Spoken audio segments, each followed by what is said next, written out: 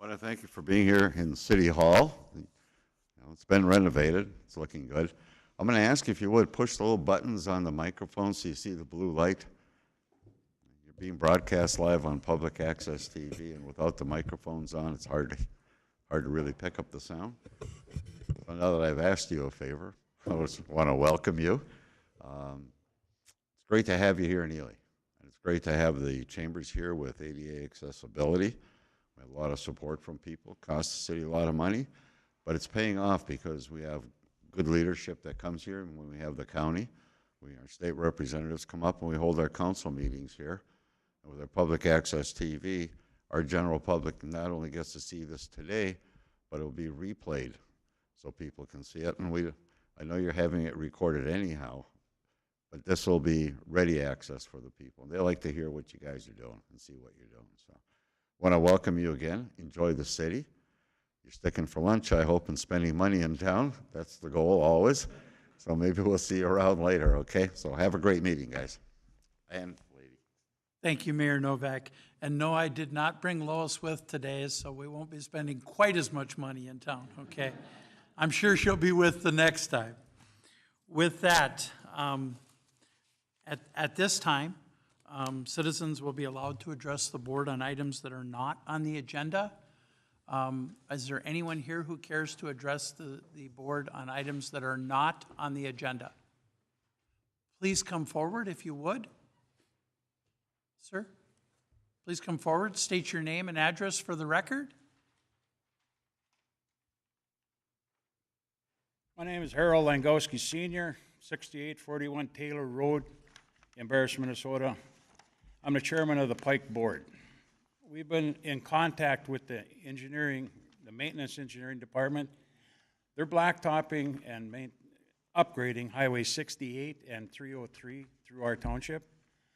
And we have asked if they would continue and finish 303 from the intersection of 68 to Highway 169.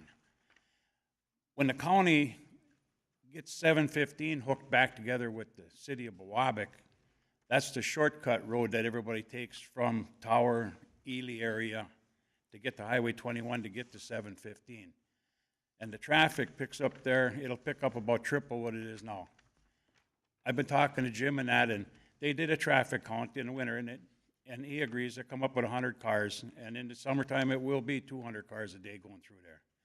But our community is getting younger now. I mean, we're getting more and more little kids again on these roads and that, and kids utilize that road a lot to go down to the playground at Town Hall and stuff like that. And we would like anything that could be helpful to improve that road to make it safer, because when you come off 303, it's on a curve there, and I mean, it needs some upgrading, but thank you. Thank you very much.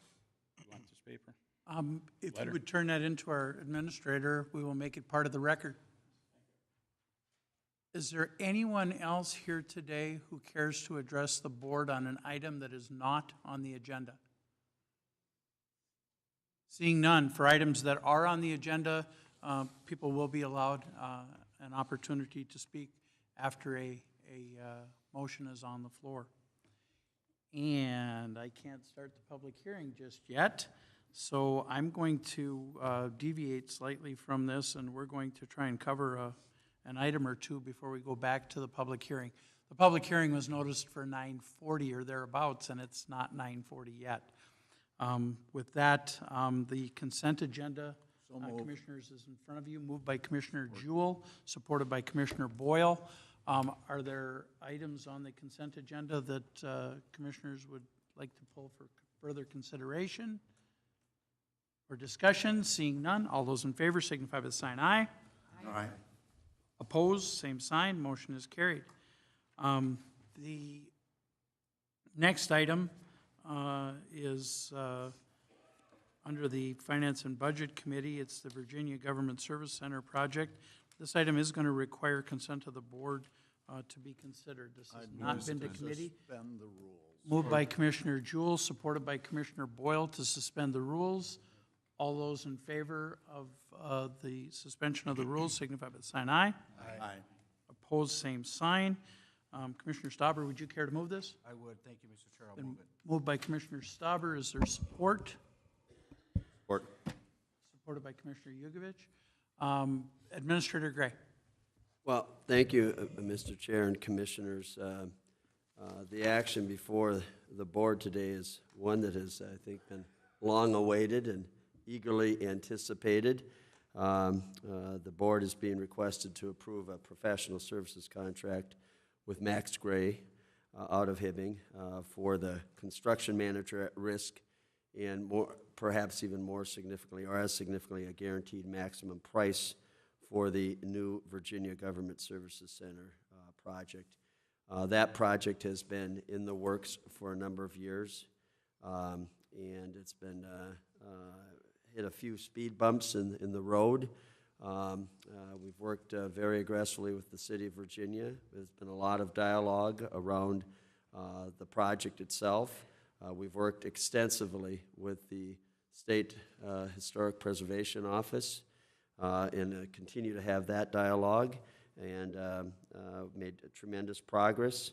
But with respect to suspending the rules, I want to thank you and note that as we've had with a project of this magnitude in the heart of a city the size of Virginia, the delays have accumulated so that we don't want to put the project schedule in jeopardy.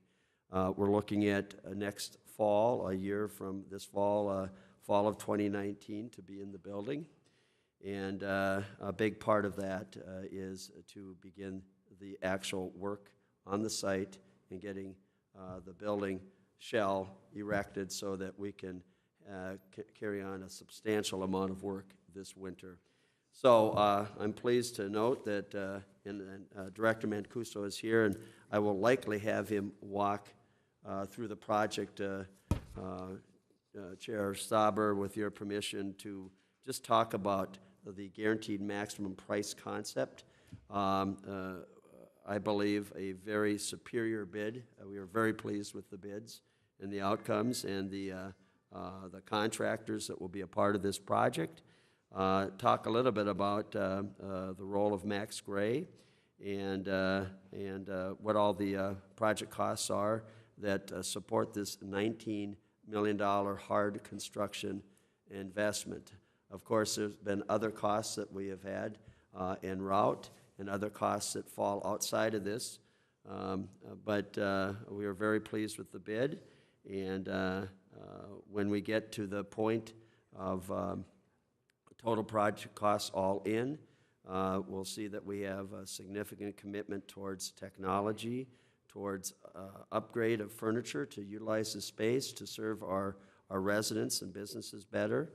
And the project costs will probably be in the range of $3.5 million to $4 million more all in than this hard construction piece. So we're looking at a $23 million project, plus some of the early demo work that's been done.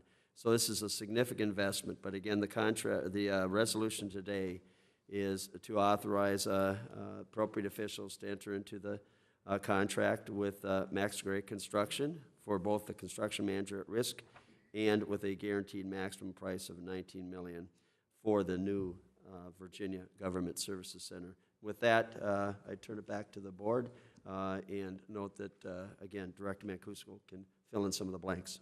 Thank you, Administrator Gray. I'm going to first turn to Commissioner Boyle, and then we will turn to Tony Mancuso. Commissioner Boyle. Thank you, Chair. This question is more for Administrator Gray. Could you let us know, I know that this has been an ongoing process and it's somewhat complicated, especially when you're dealing with this kind of money that we're putting up north. Are we lock in step with the city of Virginia right now as we speak? Chair Nelson, Commissioner Boyle, yes, we are. I think that both parties are looking forward to this project with bated breath. We have a couple of outstanding items that are in the process of being finalized with the State Historic Preservation side of things, but we've had a really good dialogue with them, and we're ready to move on that front as well. So, yes, I think that we're ready to rock and roll, so to speak. Thank you. Thank you. Thank you, Commissioner Boyle. Director Mancuso.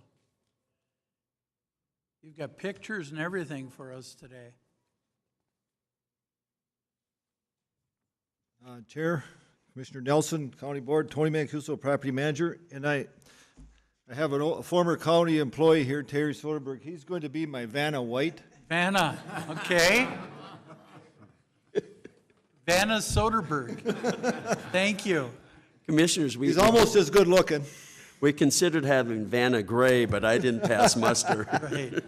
With that, and All right. at some point I lost control of this meeting, but we'll start again. Director Mancuso. All right, thank you, Board. Before I get going here, I would like to also introduce a couple of folks that came up. We got the design team, Danberg, Scott, Grazina, Wagner. We got Julie Spearing, if you stand up, and Catherine Grazina. They were with the architectural firm. And Mike Carlson is the project manager with Max Gray. And I just wanted to thank these folks because this process we used was an integrative design process where the architect, the construction manager, the owners, the engineers, everybody worked with the end users to design this building. And I think they did a fantastic job, and thank you, folks. If you have any questions for them, there they are too. So I think Administrator Gray laid it out pretty darn good. As it turns out by statute, through purchasing, that's the other part of the team. Donna, I forgot about you in purchasing, sorry. Big part of it. Pay for that one later, Tony. Yeah, I will. Go ahead. We still have to go out for competitive bids, so as it works out, the design team puts this whole thing together, and they have different sections of work for the bid packages, like the concrete work, the iron work, all that. So in your board letter, you'll see that when it went out for bid, and Donna and her team opened the bids, we were happy to see that most of the substantial work is local contractors. So that made us pretty happy to see that. There were a few things that, like Terrazzo, that came from a little distance away. And, but there's going to be a project labor agreement for this, obviously. It's over $150,000, so that they'll still be pulling local work force off the benches up in the range, so in Duluth. So we got really good bids. We were happy with the bids. So now the second part of the process is that we take all these bids and we end up with one contract, and that contract is with Max Gray only. Max Gray enters into all the contracts with the subcontractors. So for us, that's a lot simpler, and it meets statute. And then we go over and we negotiate what it's going to cost for the construction manager at-risk services. So when you get the bids in, there's general conditions to managing this project. Somebody has to put up the safety fence. Somebody has to put in the portable restrooms. Somebody has to have a person on site orchestrating this full time. And somebody has to put heat into the building to heat the building in the wintertime, as Administrator Gray pointed out. We'd like to have the shell enclosed. So all of these things are all part of general conditions, and with that, it was negotiated with purchasing, administration, property management, and the price came in as agreed upon at $19 million. Now, that's not to exceed price. So if it comes in under that, and that includes a contingency, because we still have to tear a building down and we still have to come out of the ground. That's why we wanted a nice contingency, because there's always surprises coming out of the ground and then tearing something down. But the guaranteed maximum price, the county will get any funding that's a balance left of the project back to the county. And I think Auditor Dicklich, on the last one we did for the Government Services Center, what did we get, $500,000 or something?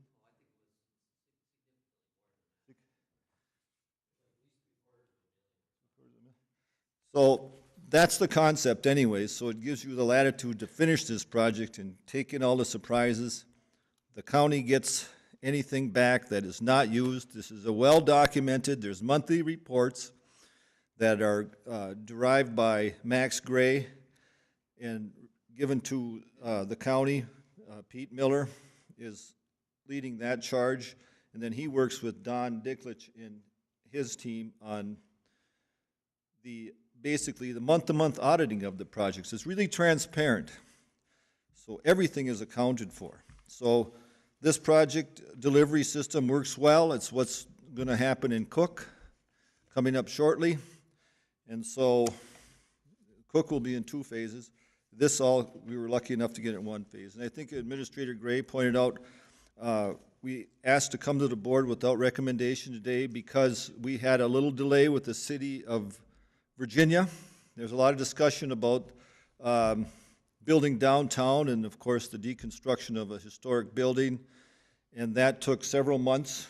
And right now, we'd really like to get going. We have closed on all the property. We own all the property. And if we can get this approved today, actually, they could probably start demolition in probably about 2 weeks of the former beauty salon and the former private residence. And we've been working with the city of Virginia for the utilities and the abatement, hazardous material abatement in those 2 buildings. So we're ready to go. Once this thing goes in the ground, even after this is done in the fall of 2019, the second part is to deconstruct the Northland office building. And that is going to be a challenge. It's a very close proximity to the other buildings across the alley. The building is built right on the property line. And as it was explained to me by the demolition people, it's a tricky demo. It's basically a balloon frame. There's really nothing in the inside holding it up. They said it's easier to tear down a more robustly built building than it is to tear this building down because it's like a big box. If you push on one side, the other side moves or pull. So it's going to be, for them, it's going to be a technical demolition because it's just a big shell. So when this project, we move the people, all of our staff, it's nice because it's only one move for them. They go into this building. The next phase is to bring that building down and, of course, try to get it paved before winter and get the parking lot going. The city will end up with a couple of spots for their squad cars. That was a trade-off. We've been in lockstep with the city all along. Right now, the city even let us use a piece of the Miners Memorial Hall building in Virginia.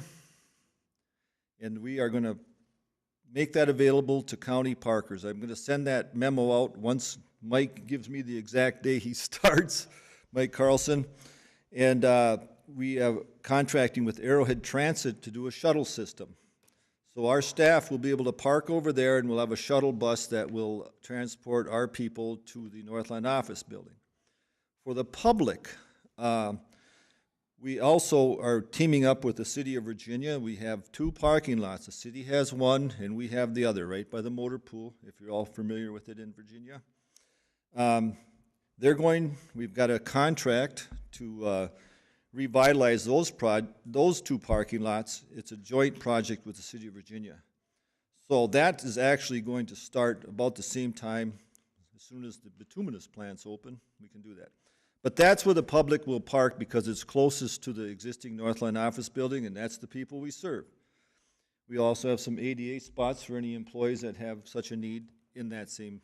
Everybody else, they can go contract parking private if they choose, or park with the city, contract with the city. We're not being involved. We are providing a parking spot for everybody and a shuttle bus, and that's pretty much what we're going to provide for the staff. So it's going to be a what would you say, complicated project with a lot of moving parts, but we're really excited about it. We've been working on this for a decade. And actually, Mr. Nelson, you remember back, you said get all of those county services consolidated and get rid of the leases as best we can. And this really is kind of the swan song for that long road that we've been taking. So we're really excited to get this last office building done. Thank you, Director Mancuso. I believe in this order, I have Commissioner Stauber, Commissioner Rukavina, did you have your hand up, and Commissioner Jewell? I'll pass. Pass? Commissioner Rukavina. Thank you, Mr. Chair. Tony, on the Max Gray contract, so the $19 million includes the contingency fund and everything, all inclusive? Yes, understanding that construction, correctly? correct. All the construction contingency, all of their general conditions, from the trailer to the phones to the toilets, are all in there. So oftentimes we see, when we have road projects, building projects, whatever, that there are things we didn't foresee. So Max Gray cannot go over that number? They cannot. Even if there is some type of catastrophe, Max Gray has to bite any costs, is what you're saying? The only way, Commissioner, that it can go over is if the county requests something to go over. We'd have to ask for it. Members, I've never been a real big supporter of this project merely because I just thought the Northland building was, being that it was on the National Historical Registry, knowing how they made things in the old days. But the train had already left the station by the time I came on, and so I'm supportive of it. I only wonder if we had put $20 million into remodeling the Northland building, what we could have come up with. But I'm curious, where are we at on the National Historical Registry and the discussions with whomever on that, the State Historical Society, whoever we're in discussion with? Commissioner Rukavina, we went through the process, and there is a process with the State Historical Preservation Office, and we worked with them and the City of Virginia. And the part of the process is to do an environmental assessment workshop, worksheets, an EAW. And that's the part where the public has a chance for input, and that's why we had so many public hearings up at Virginia, because the public had a chance to input several times on the nature of that being on the historic register and the request for it to come down. So the EAW went through, everybody had the comments, all the state agencies weighed in, from the MPCA to SHPO and all those folks. And as it turns out, when that is completed, all of these processes are completed, the RGU, Responsible Government Unit, has the final say on anything on the register. In this case, it's the City of Virginia is the RGU for determination of the fate, I suppose, of things on the historic register within their city limits. So the City of Virginia City Council voted to allow us to move forward with the plan, including this closure of First Street and the deconstruction of the Northland Office Building. So that followed a process that took about 3 months. Just that one part of the process took about 3 months, where all the public input was. And then the city has the final say. And so the city voted in favor of our plan, including the demolition or the deconstruction. Mr. Chair, can we give Terry a break? He's old like me. He's sitting there, maybe we can have him put it up and lean it against the table. Are you okay, Terry? You need a break? Okay. Commissioner Rukavina, does that conclude your question? No, I had another one, but I felt sorry for him over there, so.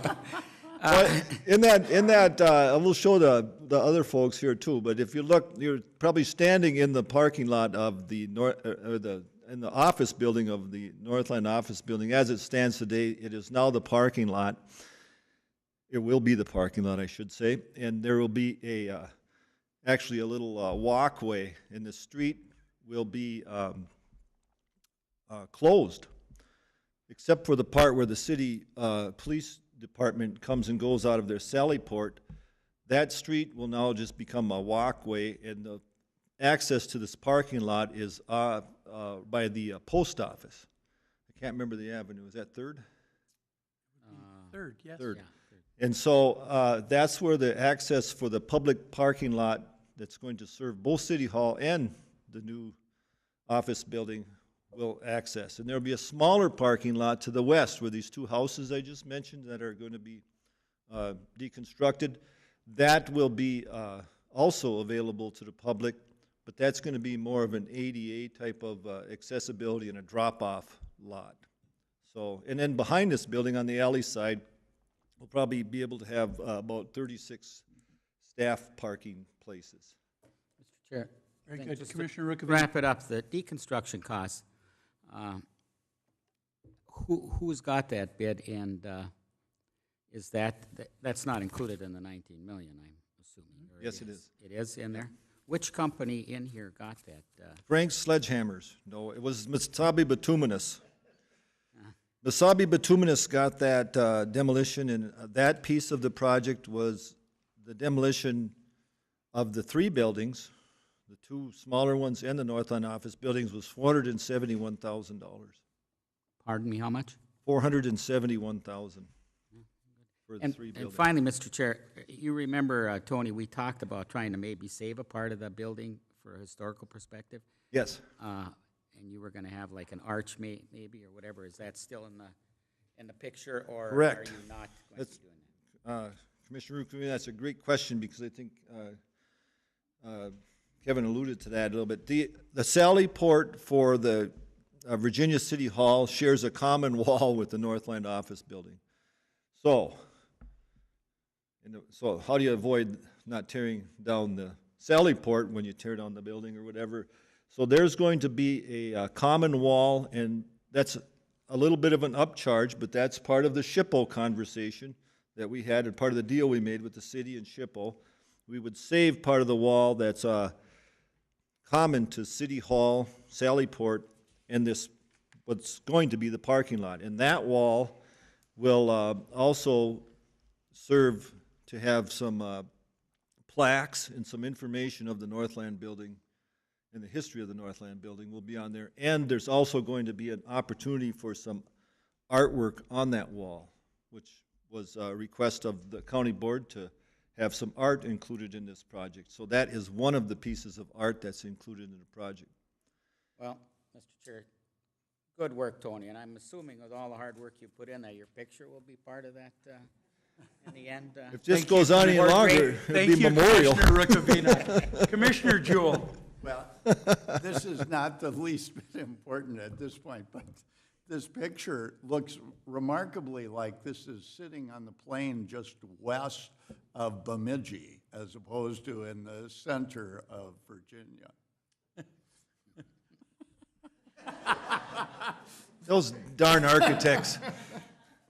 Well, actually, with Commissioner Jewell, this is a design concept that we kind of, it's a blend. We had great success the last project we did where a lot of the people work in cubes. I mean, a lot of the people work in cubicles.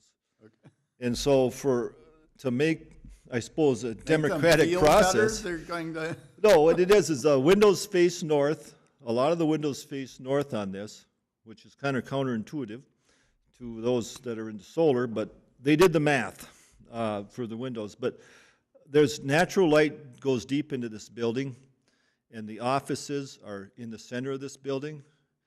And so, as it turns out, it's a nice natural light for everybody. Everybody gets a little view shed for the most part. The front door is set up so on the left side, when you go in, that's all public health and human services. The WIC clinic and everything, and as you go to the right, you go more into the real estate and the other services that the county provides. And then there's a big atrium in the center, and of course there's the future Liz Prebich conference room, and it's all secure, so they can use that after hours. They don't get any place else in the building. And so this building, as a side note too, we worked really hard to make it very efficient. It's a highly insulated, high performance, everything. And this building will have ground source heat as part of its heating system. It'll have gas as part of its heating system. It has a solar wall on the back, and it also has photovoltaics on the roof from Mountain Iron. And so this building will be near net zero, even at 65,000 square feet. So for us, we're really excited about the performance of this building too. And it's terrazzo floors, like you have here, 100-year-old floors. We incorporated terrazzo in the main part of this, and also that's where some of the art went. It's going to be quite stunning. So we're really excited about it, and we had included elements of the Iron Range, Core 10 metal. I can't remember, what's that stone called? No. Tony, you led yourself into that. I can't help you. We don't have taconite in Cromwell. Anyways, there's local materials. And so it ties into the region. And there's even the lumber and the timber industry on the inside. There's locally harvested elements of timber on the inside too. So it's very, very nice design. Despite Julie's smart comments, it's a very nice design. And I think the staff is going to really love it. It's going to serve the public really well. All right up front, easy to get to, lots of parking. So we're excited. Thank you, Tony. I do have Commissioner Yugovich, and I'll look to it. Commissioner Jewell, did that complete your question? It was a simple question, and went much further, and Sorry about that. I couldn't be happier that it led to the taconite comment, though, okay? Commissioner Yugovich. Thank you, Chair Nelson. As we discussed a number of times, I think it's important that everyone be fully aware that this building is going to be saving us. Granted, it's going to cost us up front, but with the improvements we're going to have with energy efficiency and things like that, we're going to be saving along the line, and this building will be saving us for years to come. The Northland building right now, granted an older building, and I don't know what improvements would have been done to try and make it a little more energy efficient, but in comparisons, we have to be night and day compared to what we're spending right now on cooling and heating versus what we look to be spending in the future. Is that fair? That's a great point, Commissioner. The Northland office building, we couldn't even insulate it because the roof won't hold any snow, and it's built right on the property line, so there's no place to add insulation without going in the alley. But yeah, this building right now, when you look at the Northland office building, it's got several different types of systems in it. It's just been kind of cobbled together through the years, and I think that one uses, you just take the courthouse, which is old, for example, but been improved, and we have one more step with the courthouse to finish that final upgrade and get that facility in tip-top shape. This, per square foot, the Northland building used about twice as much energy as even the courthouse. So that's what kind of a performer that is. So this building right now, you're correct, will, as far as operating costs in the future, it'll be, well, hopefully near net zero. Of course, there's maintenance and repairs and things like that as it goes on. But yes, there will be savings for the rest of this building's life. A good project. We put people to work at the same time. We upgrade our facilities for the employees and our customers. But at the same time, we're going to be saving money. So I do like the project, and anytime that we can put something new up in St. Louis County, save money in the long run, and better serve not only our constituents, but the people that work for us, that take care of us every day, I'm all for it. Thank you.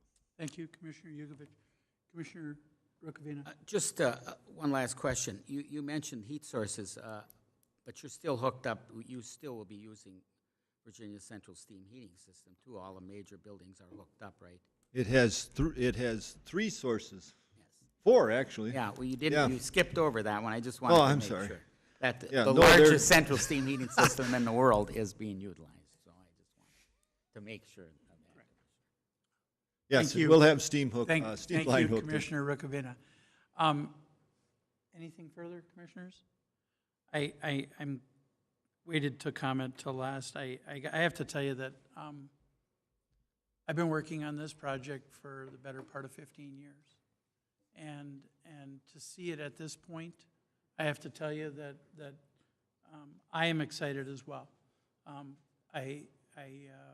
We've made significant upgrades in Hibbing, with the use of the old Masaba Clinic building. Got our people out of rented space that was costing us almost $100,000 a year, $129,000 a year. Put them into a county-owned facility that has better parking and it's a much safer, more secure building for the workers and for our customers. We then turned our attention to the GSC in Duluth and built it under a similar program, which is the Guaranteed Price Program. And for all of us that have been in the GSC in Duluth, I remember coming on the board when that was a sick building. And you know, I actually had to have it defined to me, what's a sick building? Well, it was a building that the people that worked for us, they were being affected by the heating and cooling and all of the other obstacles in that building that we, by the way, purchased from the state of Minnesota and got a great deal.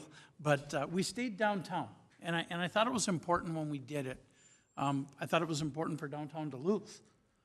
Here, we're doing the last of those. I'm sorry, no, we had one more. We also purchased the building that we were residing in Ely, Minnesota. Their Health and Human Services Center, their center for other county activities. And so we had one left, and this was the one left.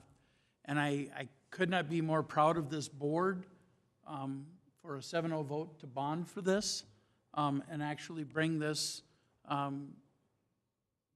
thought process to reality, I guess.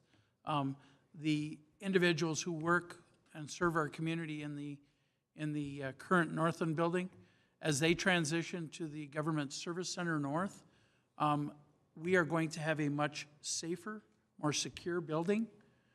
Again, not only for our employees, but for our customers as well. But we're going to have something that quite frankly, will serve the community of central St. Louis County for probably the next 75 years. That was one of the things that our county board said a long time ago as we redid these buildings and focused our energies on getting all of our county employees, to a large degree, there are a few exceptions, but the vast majority of our county employees, right across the street where you see the Plains of Bemidji, Commissioner Jewell, is the old First Bank building. We used to lease space in that for $110,000 a year too. In the basement, and not good space. We are advancing the downtown Virginia area, anchoring these 170 jobs and putting a customer service center that we're going to call Government Services North. But what it is a customer service center. And it will look very much like the other three that we have and how we pull it all together. It's going to be a very, very good day. I understand we're planning a groundbreaking over there, Tony. I'll leave that up to Dana Kazel. She. Very good. All right. I can barely organize my checkbook, so she's going to have to. Well, I understand we are planning a groundbreaking over Yes. there, so I will look to our communications director, Dana Kazel, to make certain that my fellow board members are also part of this. And I know the Virginia City Council is flat excited now because we're at the end of that road. And you can actually, we're going to see it start to go up. I will tell you our construction trades, this is a down year for construction trades. This building and the building in Cook are going to keep an awful lot of our construction trades people here on the Iron Range and not searching the country for work. Because for some reason, this is a little bit of a lull year, and yet it comes roaring back next year. There's a number of projects that are on the horizon for our construction trades, but they're excited to see this get going, and I appreciate the board hearing it today so that we can get it moving. With that, seeing no further, Tony, Can Terry you want to get beat up on taconite again, do you, or? Can Terry show the other people the picture? now? Please, Vanna, would you please show, Terry, do you have something?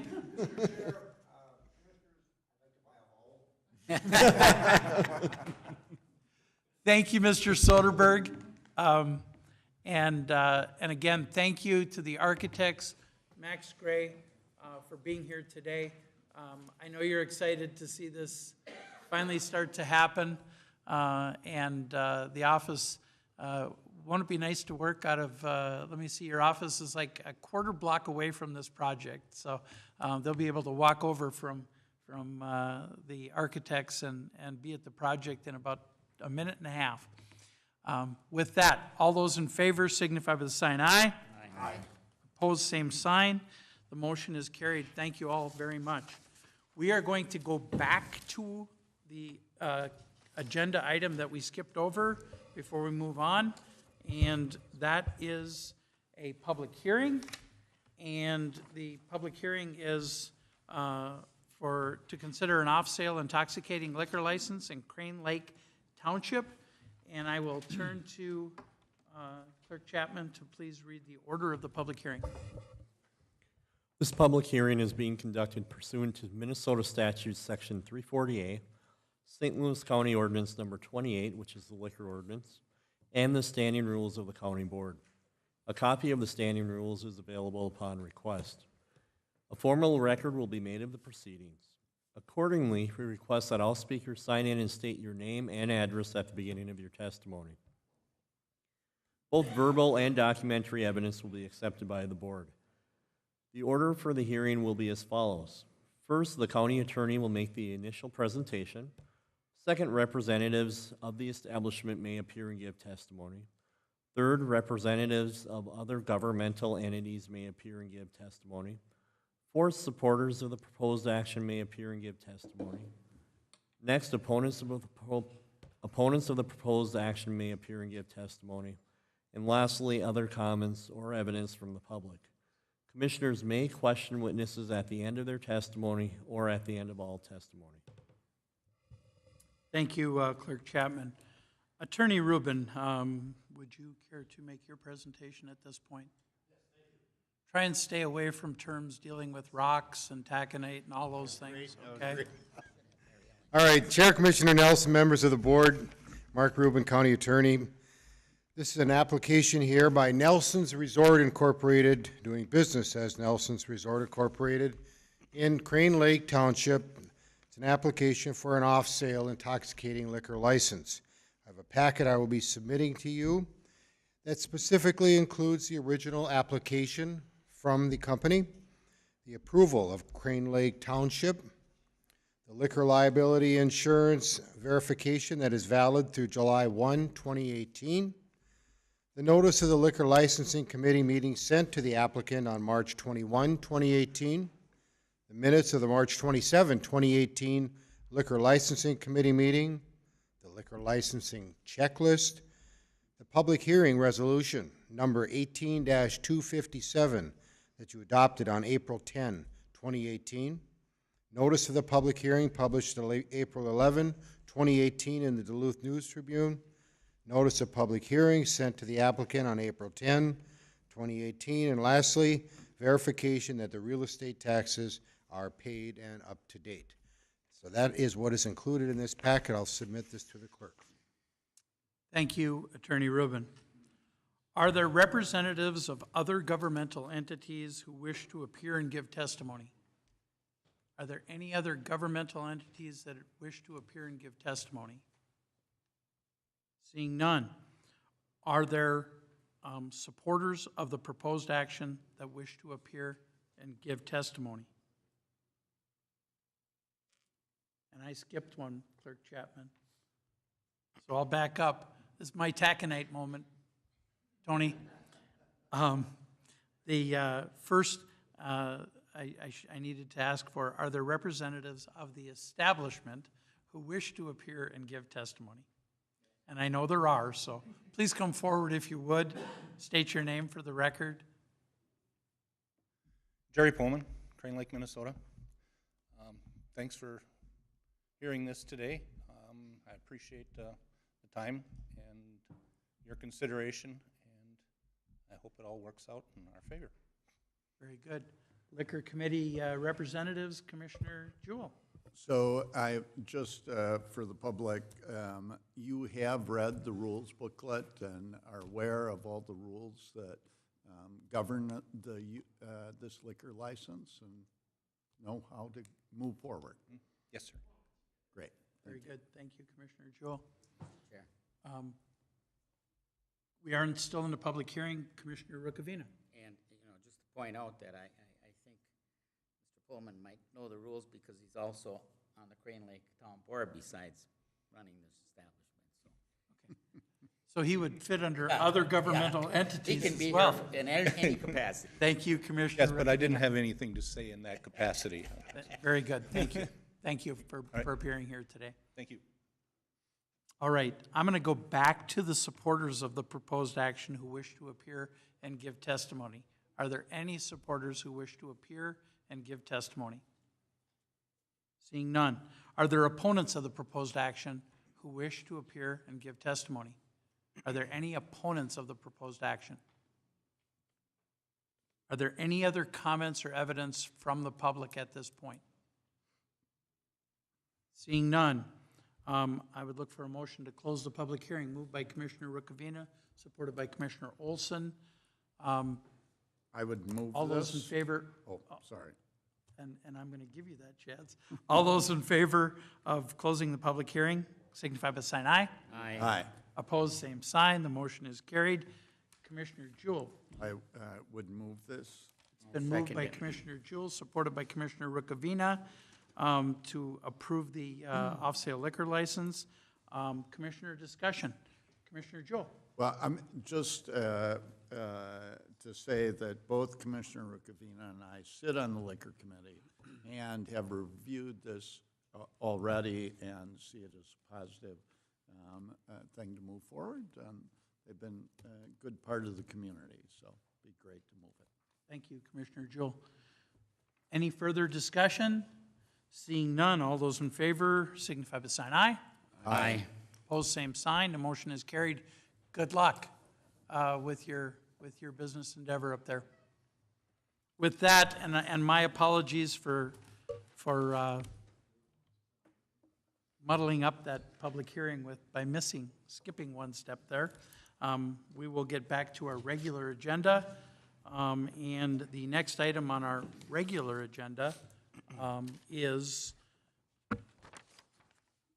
a Public Works and under the Public Works and Transportation Committee. It's the award of bid for centerline mumble stripes and pavement marking project throughout St. Louis County. Commissioner Yugovich, do you care to move that? I do. Moved by Commissioner Yugovich. Is there support? Support. Supported by Commissioner Jewell. Administrator Gray. Thank you, Chair Nelson.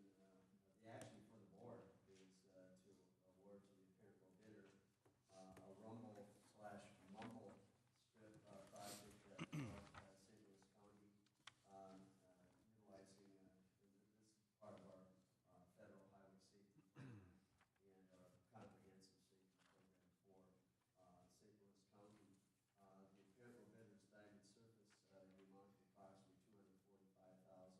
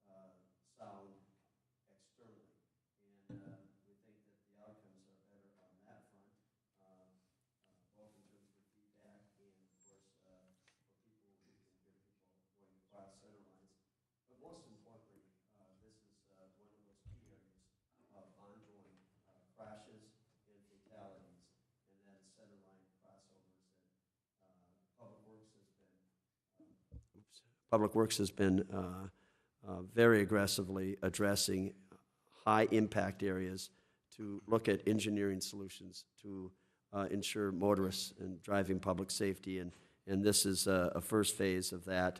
But the action before the board, again, is to approve the award of this bid to Diamond Surface, Inc.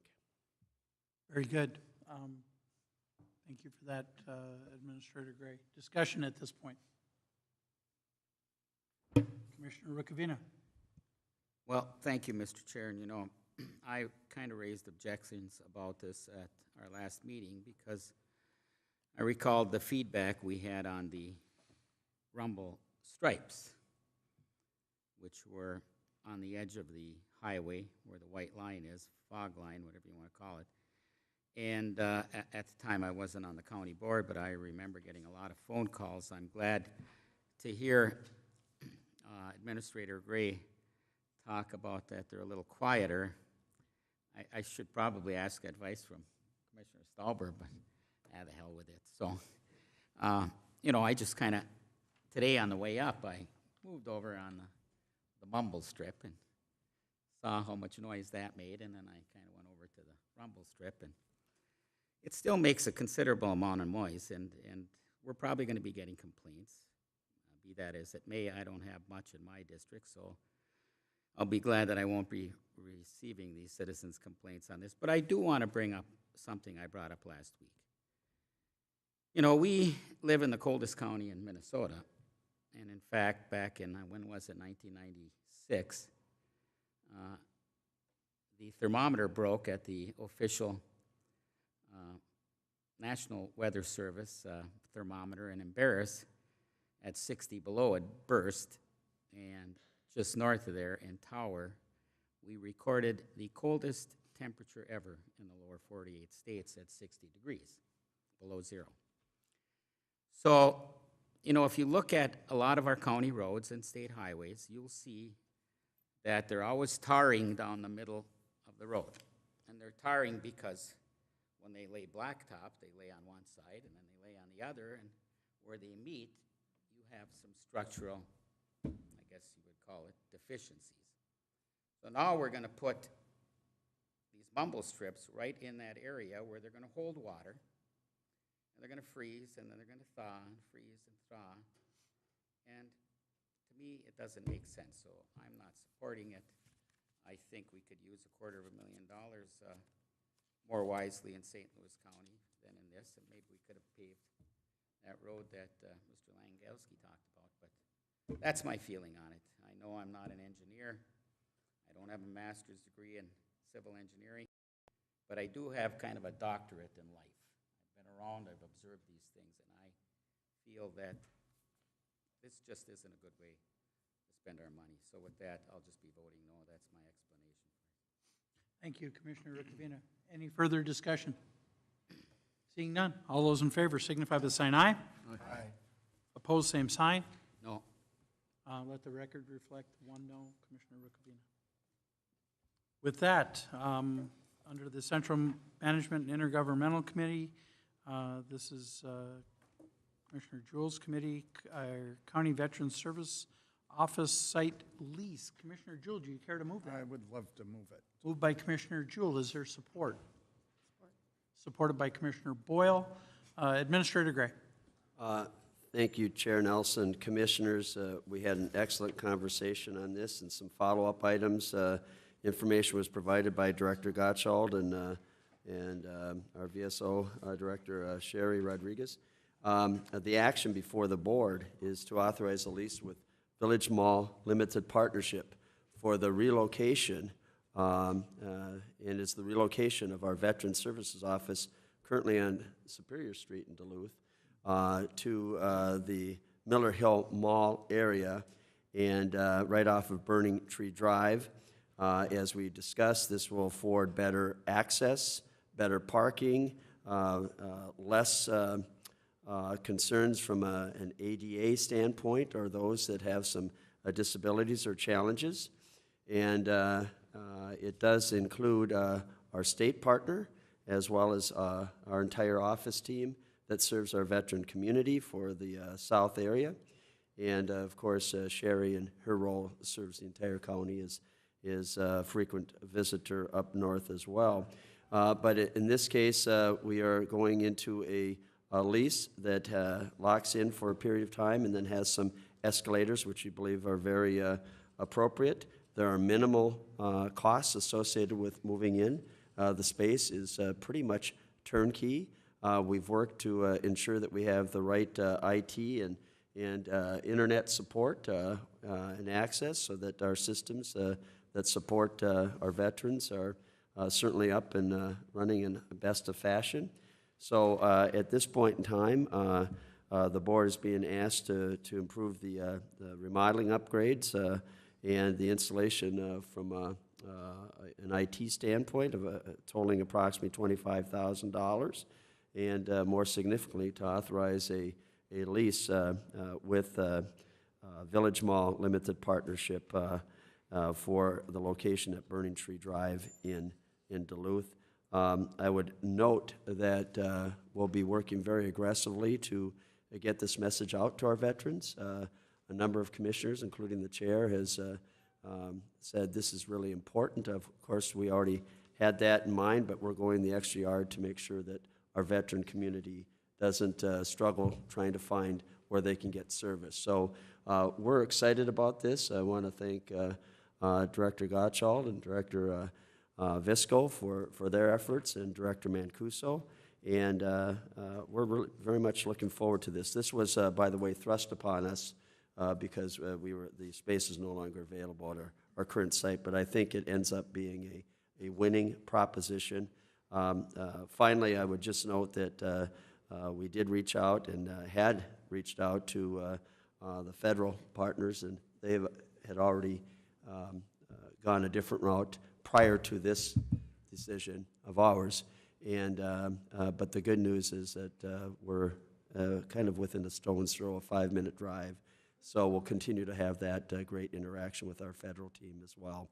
So we're excited for this, and again, the action before the board is to approve the remodeling and technology upgrades, as well as the lease with Village Mall Limited Partnership. Thank you, Administrator Gray. Also, let the record reflect that that was supported by Commissioner Olson. Commissioner Boyle was doing his best ventriloquist act there, and I missed it. So thank you, Commissioner Boyle, for pointing that out to me. Too much John Deere tractor. I think that is a very correct statement. There's been a lot of farm work lately. Director Mancuso, you had one thing you wanted to mention to us on this. There's just one thing, Board, Tony Mancuso, Property Manager, to add to the terms. We also had included in there now, which wasn't in the board letter, is that there's a 120-day out clause for any reason or no reason. So that's just a little guarantee that if things change. Okay, I do have, and I did not see which order, so I'm just going to turn to Commissioner Boyle first. Commissioner Boyle, Commissioner Stauber. Thank you, Chair, and thank you, administration, for the job you've done on this to give our vets access. Again, it kind of just frustrates me a little bit that the feds did not contact the state or local county regarding trying to have a one-stop shop for our vets that sometimes have a hard enough time getting around town. That just frustrates me a little bit, so I just wanted to be on record of saying that. But again, thank you for stepping up and working with the state, so at least we have a partner real close. Thank you. Thank you, Commissioner Boyle. Commissioner Stauber. Thank you, Chair Nelson. Administrator Gray, I think we need to stress the importance of making sure that there's a public announcement on this change. I think that's critically important. And then my second question to Director Mancuso, does this monthly rate include CAM charges? Commissioner Stauber, it's all-inclusive. It does, okay. Thank you. Very good. Any further questions at this point? Mr. Discussion, Commissioner Rukavina. Mr. Chair, I think it's a really good project, and the fact that it's, located up by the target area, and that area up there where it's located, is good for both, the Duluth area veterans and also, even range veterans who have to, for whatever reason, drive down to Duluth. They don't have to go into downtown Duluth. My only concern about this the other week was the consistency. And when, you know, I mean, this is a $25,000 lease, I believe, or $23,000 and $27,000 in, or $27,000 and $23,000 in technology costs. And so the consistency I'm talking about is when we have a $5,000 a year annual lease, and or where they provided the internet service for us, or we had the big debate here in Ely about whether or not we should move the sheriff's out of City Hall and into one of our buildings. I just want to emphasize, you know, what's good for the goose is good for the gander. And if we're going to lease in Duluth, and there are times when we have to lease, particularly in my district, which is very rural, and or in Ely, that we have the same rules apply, that's all. Thank you, Commissioner Rukavina. With that, this is, if I may weigh in as the chair, this is a great project. Some years back, when we consolidated veteran services, it was an innovative approach. And quite frankly, it has served our veteran community very, very well for a number of years. It is disappointing that the federal VSOs have decided to part ways and not work necessarily with the county and the state in accomplishing this.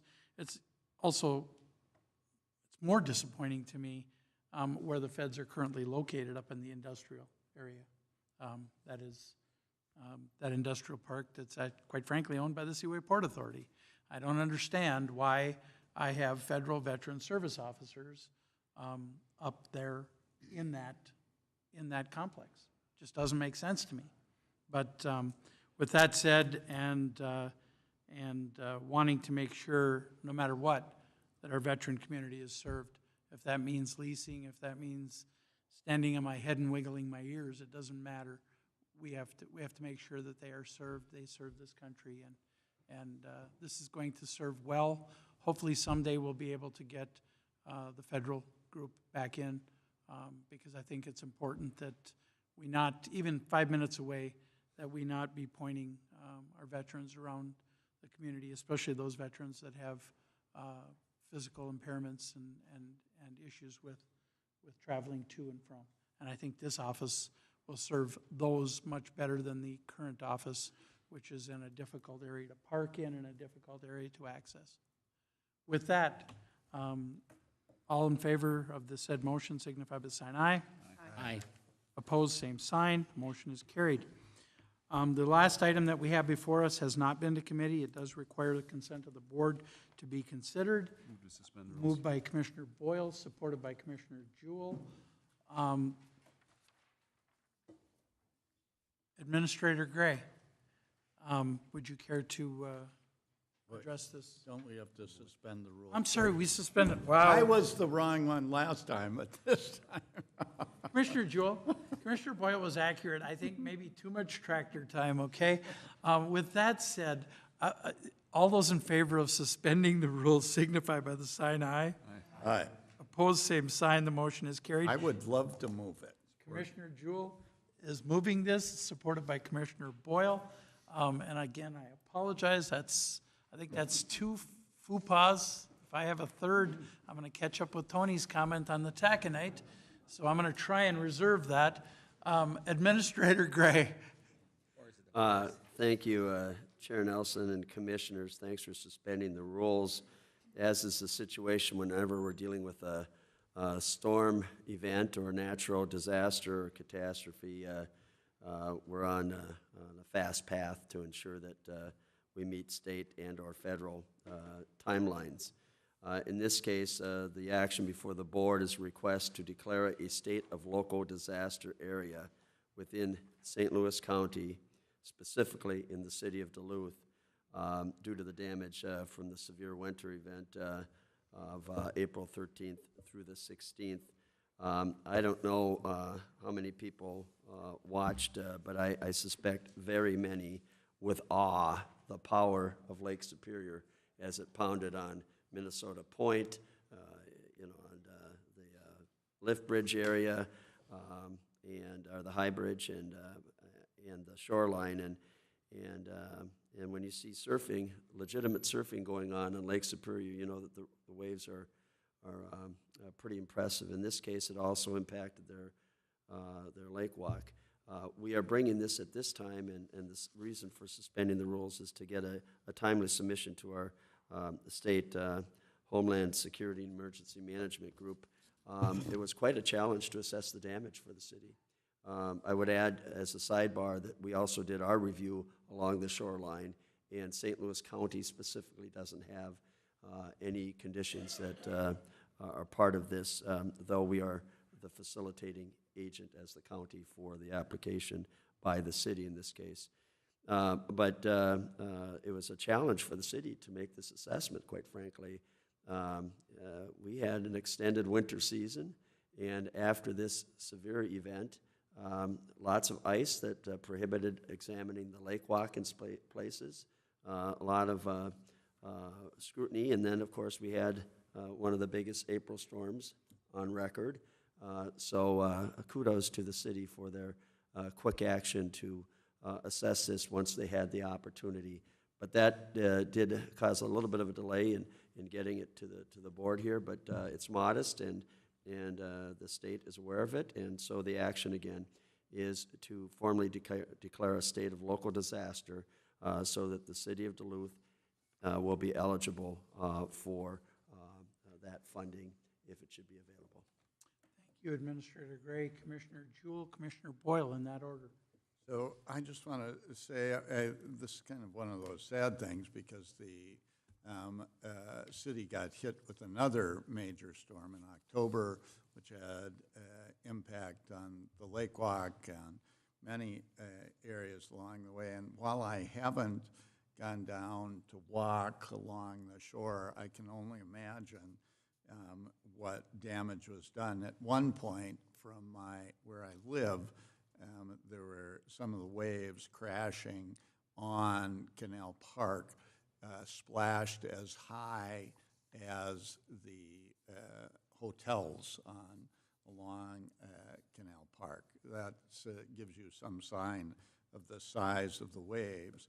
I think we are lucky that the ice blew south and packed against Park Point itself, and so the waves actually crashed into the ice and didn't damage Park Point, where in the October storm, some people lost half their yards.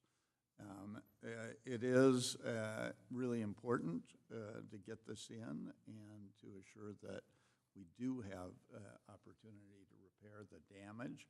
It's obviously a huge tourist attraction, the lake walk and the edge of the lake, and important. I will say that the storm was a tourist attraction. There was a major traffic jam on Superior Street and Lake Avenue for most of the day on Saturday as people came down to look at the lake, and they actually had a police advisory out to stay away from the edge of the lake. So, and a lot of people repeated the story of the Halverson boys, the three brothers who were washed over during a storm in 1967, because it was that kind of storm. Washed over the lighthouse at the end and would have washed people away if they were in the area. So I'm glad this is on our agenda and look forward to moving it. Thank you, Commissioner Jewell. Commissioner Boyle. Thank you, Chair. And this is, again, I understand what we're dealing with today is more with local government damage. But I've gotten a few phone calls, unlike Commissioner Jewell, who had the ice buildup on Park Point. On London Road in my district, we did not. And this has been the second really big, severe storm that we've had. And I've had a couple of constituents call me about severe erosion in front of their houses, more so than they've seen in 30, 40 years of owning their houses. And this might be a question I can ask off record, but I just want to know who they contact regarding that. I know it's not us, but I was going to get back to them. It's starting to be a bigger issue down there. Thank you, Commissioner Boyle. I think administration is duly noted, and we'll try and get some information back to you on regarding where those folks might go. Does that conclude your? Yes. Commissioner Jewell, did you have? So just one quick comment. After October's storm, Rich Fay from Lake County, Emily Larson, the mayor of Duluth, and I met to talk about this because it has become a fairly serious problem along the shoreline of Lake Superior going all the way up the shore. It's in large part caused by the fact that the lake is almost a foot higher than it was a few years ago, and at close to its highest level ever, and it is having impact. And the fact is, there's little that can be done about it. It's a serious problem, and in our conversations, Commissioner Boyle, there's kind of nobody to call about it because it's kind of an act of nature. And there may be funds through emergency funds as we're getting them for the city, but it wasn't clear where those were. And Rich Fay lives on the edge of the lake, and his grandfather's old fishing building is right there and had about a foot of water in it from that storm. So, you know, it's a real problem, and it's going to be hard to help people because of the fact that the water is high in the lake. Thank you, Commissioner Jewell. Commissioner Rukavina. Mr. Chair, and I know I probably have your support and Commissioner Jugovich's on this, but anytime the range commissioners can support Duluth on altering the environment a little bit down there, we would be more than happy to, because probably the only thing to solve this problem is to talk about putting some riprap, big riprap, and I would imagine that you would have to go through the DNR first and then maybe the PCA even. But, you know, in other places where you've had lake erosion, that has solved the problem. We're talking huge waves here, and when we visited at the, what's the tourist attraction? At the Glensheen Mansion, you know, that was one of the things they were looking at. So, and if you need any help with us, we're there for you. I just want to emphasize that. Thank you, Commissioner Rukavina. I would note that the range has helped considerably the lakefront rail line. We hauled down a number of large boulders from up here to secure that shoreline right where the railroad goes through. So next time you're on the train, you can see a pretty good chunk of the range down there that is lying right along the shore. And they, in particular, took a bunch of the rocks that had been blasted so they're square, they don't move. And that has helped save that rail line on these past two storms. Otherwise, that rail line would have likely been significantly impacted. I would note to this board, I was down in Duluth on that Saturday attending the Spring Gardening Extravaganza. And Commissioner Jewell, of course, serves with me on the Extension Committee and is well aware of it, but I was down there representing the board at the Spring Gardening Extravaganza, and I will tell you that, first of all, there were a couple hundred people there. It was very, very busy, even with gale force winds. So from now on, what we're going to probably call it, it's going to be the Bob Olin Gale Force Extravaganza, okay? But I have to tell you, I got out of my pickup, and I went to put on my windbreaker, my spring jacket. And the reality is that was a physical impossibility in the parking lot. I just tucked it under my arm and raced for the door and had it on before I got out of the building back to my truck. But you literally could not hold that jacket in a position where you could get it on. The wind was, and I mean, I eat a couple extra meals. I'm pretty secure in my position, but it just blew you right across the lot. The Copper Top Church was the scene of that, and of course, it was pretty unbelievable, the force of the winds up there.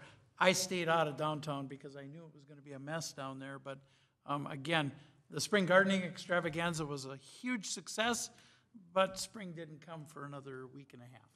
So, with that, Commissioner. Good thing I wasn't with you, or they would have found me in Cloquet. Commissioner Rukavina, that is a likely story. I was thinking of some of my fellow commissioners that might have actually ended up in North Dakota, okay? But very good. Again, helping the city out, and hopefully we can get some more information on what's available for private property owners as well. With that, all those in favor signify by the sign aye. Aye. Opposed, same sign. The motion is carried. Move to adjourn, Mr. Chair. Move the adjourn by Commissioner Rukavina, supported by Commissioner Boyle. All those in favor signify by the sign aye. Opposed, same sign. The motion is carried. Folks, we will reconvene in approximately 7 minutes, at 5 minutes to the hour.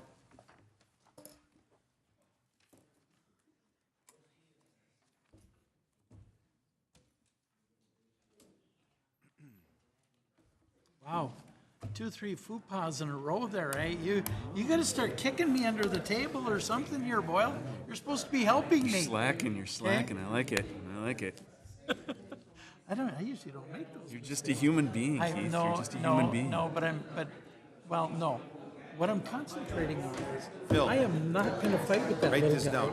anymore. I'm all done, okay? So if you wonder why I'm a little bit distracted, he's gonna keep making those comments, and you know what? I'm done biting, okay? The other one is Copart. They're both Well, it's frustrating, but you know what?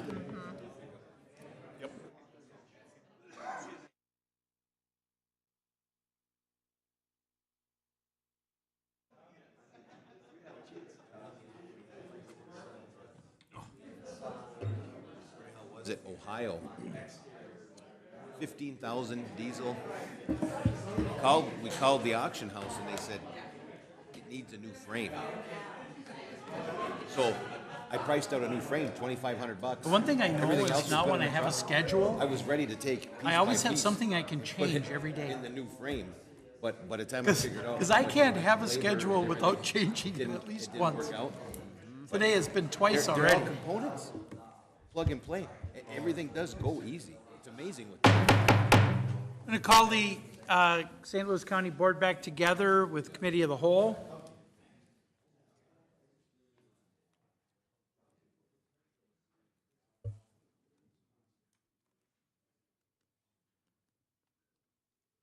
I am so impressed at how quiet this room gets with one simple request. Thank you.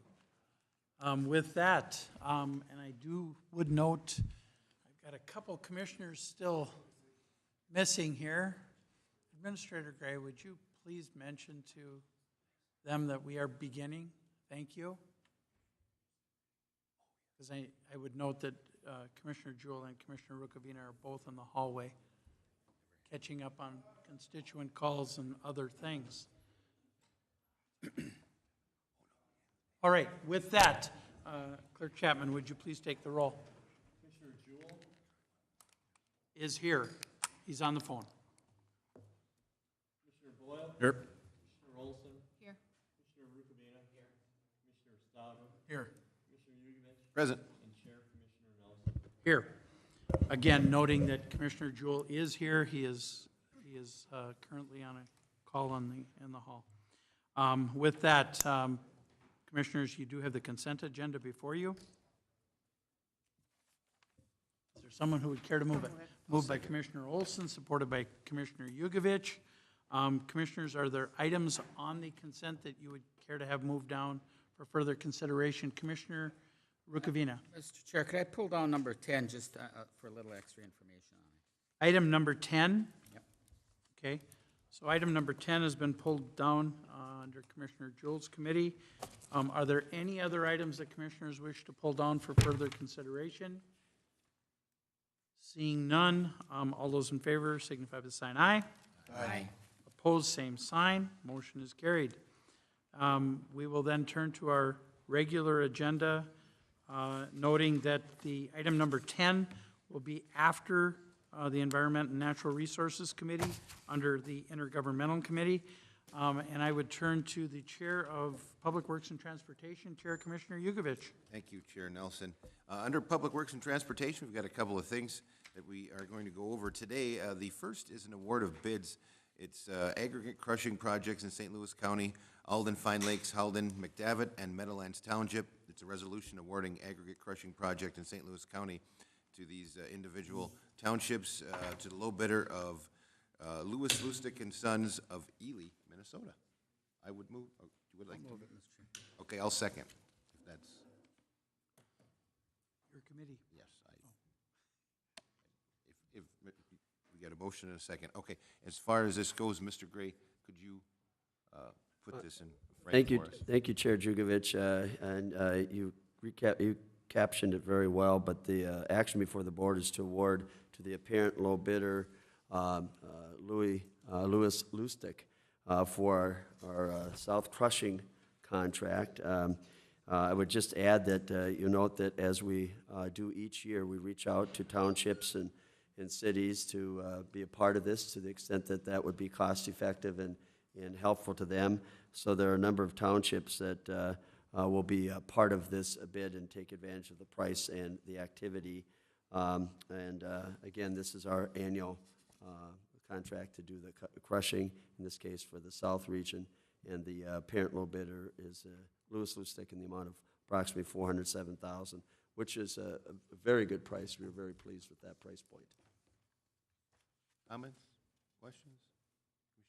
Thank you, Mr. Chair. I would just note, it's nice to have Lustig back in the game on this, because they used to be one of our primary crushing contractors, and it's been several years, so I really appreciate the fact that they're back in the game.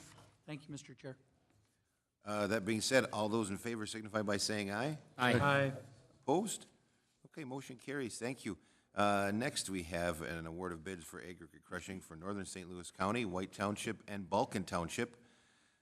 Again, the low bidder was Lewis Lustig and Sons of Ely, Minnesota. Would someone care to move that? Okay. I'll move it, Mr. Chair. Motion by Commissioner Rukavina, second. Second. Commissioner Olson. Good try. Mr. Gray?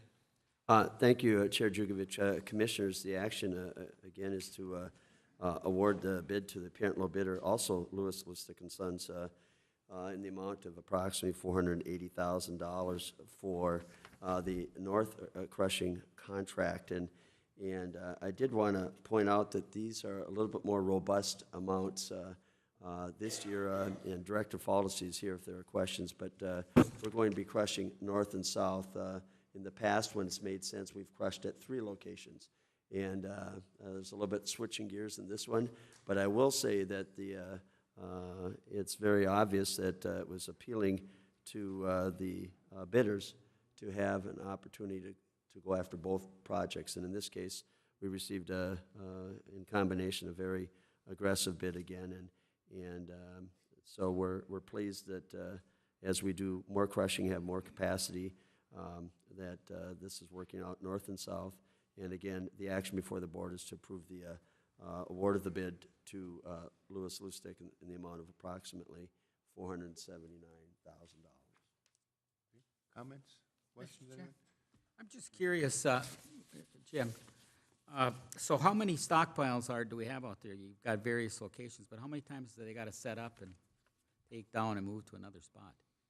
Thank you, Chair Commissioner Jugovich and Commissioners. Commissioner Rukavina, as part of these contracts, and as Administrator Gray alluded to earlier, we're doing about $880,000 worth of crushing this year. That's, in the past, that's typically been about $600,000 worth of crushing. And really what we're trying to do is augment our gravel road investment program. So, and we're going after some of these internal resources to do that. To your question, as far as the number of sites, what we've been trying to do is, in any given contract, reduce the number of sites and crush more at one site to reduce the amount of mobilization or moving around that we have involved in the contract. It basically, for the same amount of dollars, it's getting us more product. And so we're very mindful of that. That's also balanced with where our needs are, what we're looking to re-gravel out there, because hauling costs are extremely relevant in looking at the overall cost of delivering the product out to the road when we're hauling it internally. And so we really, it's a balance between trying to put up as much as we can, but reduce hauling costs as well. And so it takes some planning internally on our part to make sure we're balancing both of those issues. So, Mr. Chair, when they're crushing then, and you've got Alden and McDavitt and whatever, and White Township, Balkan Township, their stockpiles are put off to the side depending on what they've ordered, so to speak, how many yards. Correct, In Commissioner. the same location, though, we don't. Correct. So essentially, we'll be crushing out of a pit, and the way the process works is as we review which pits we're going to be in for the coming year, we send a letter out to all the townships and say, hey, we're going to be crushing in these pits. Do you want to take advantage of the contract? And then essentially, once the crushing actually starts, yes, we put up a separate pile over to the side, separate from the county pile, so that everybody's making sure that they're taking the product that they were paying for.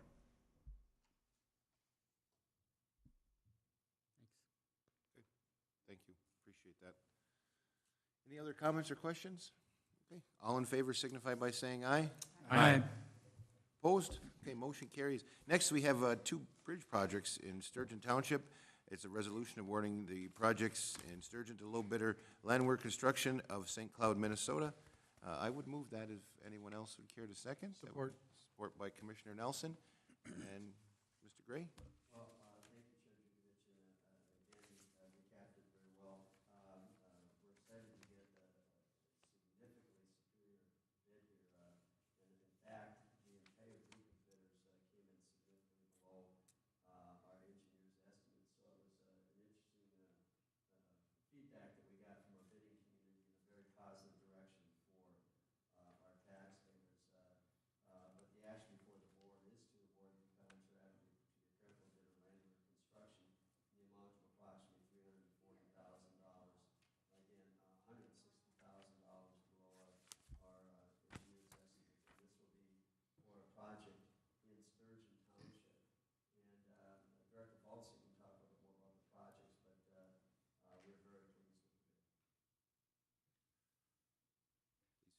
Chair, Commissioner Jugovich, and Commissioners, yes, we were very pleased to see the bidding outcome here. The project itself, we're putting in 2 box culverts at 2 different locations, but fairly close together geographically, and so we bid this package together.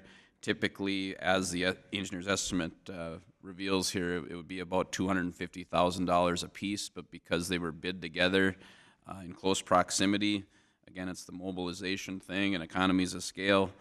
The project came in at $340,000. We're actually replacing 2 what we'd all consider bridges out there with box culverts, and that's something Commissioner Rukavina, you've mentioned in the past a number of times that where we can, we should be going to box culverts versus actual bridges where site conditions and everything permit, and that is something that we do on a regular basis. It's something that, again, if all the parameters are there, we do go to box culverts. They're easier to inspect. They're less complicated. They last, in many cases, longer than any bridge that you could construct out there. So, or traditional bridge, I guess I should say.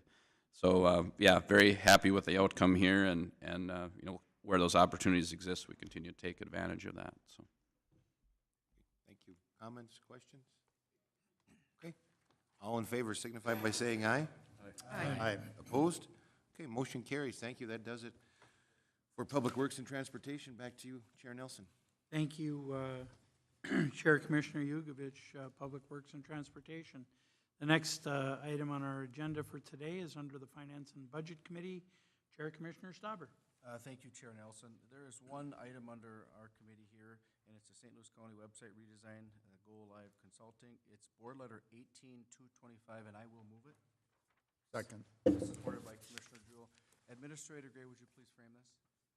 Thank you, Chair Stauber and Commissioners. The action before the board is to authorize a contract with Creative Arcade to provide professional IT services as we continue to develop and move to a go-live date on our updated and significantly revamped and improved website, which has been an effort, as this board is aware, that we've been undertaking for the past year. Arguably, this could have been on consent, but it's such a good news story, and there have been a series of contracts, as was pointed out by Chair Stauber when we discussed this, that the total value of the contracts did exceed our limit. But this contract is for $37,500, and it's the final phase of what they call content migration, getting the right product in the right format so that it jumps out at our people accessing the site and people that want to find out about St. Louis County. And we think this is going to result in a more uniform, better presentation of product and something that's a lot easier for our residents and visitors to the website to navigate. So this is to assist the departments, a handful of departments in that migration kind of final phase. And we're excited to work through this and hope to go live in the next, what time frame? So we're hoping that this summer, if not early fall. And so this has been a significant effort, and this is the fourth and final phase to get us to that point. Thank you, Administrator Gray. Commissioner Jewell. So where is this group from?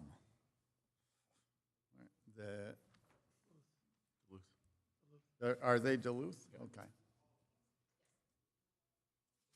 Commissioner Jewell, Creative Arcade is located in Canal Park. We have been working with them throughout on the website project. Great. I do have a quick question for administration, not for you. So I got a call and met with some folks from Duluth the other day about contracts with the county they used to get and now are not getting for, I think they built our computers for us, and now they are competing against large national companies which undercut them by a couple of %, and we take the large national companies because they're cheaper. And I did wonder, we've had this a lot about road projects and other projects, and wondered if, and we've obviously talked about it about buying cars and so on, and wondered if we have any similar kinds of rules that we can use to buy local when it's possible. Administrator Gray. Thank you, Chair Stauber. Commissioner Jewell, we do work very aggressively to utilize local vendors. We have also responsibility on the price point side, but I'd be happy to sit down and talk to you a little bit about our IT migration. And you bring up an excellent point. Maybe there's much like our vehicle purchases, maybe there's some incentives that would help if we can get a similar product and outcome that would help our local providers. I do think back to today, we've got Creative Arcade. We have a wonderful project that is primarily, and a huge project. I was speaking with a representative from Max Gray. This is their largest building project in the company's history. So they're very excited about that. So it's a good point. As you know, as we looked at a different approach to buying equipment and quite frankly at managing our cost structure in IT, sometimes it's referred to as the dark hole because there's always more you can be doing on that.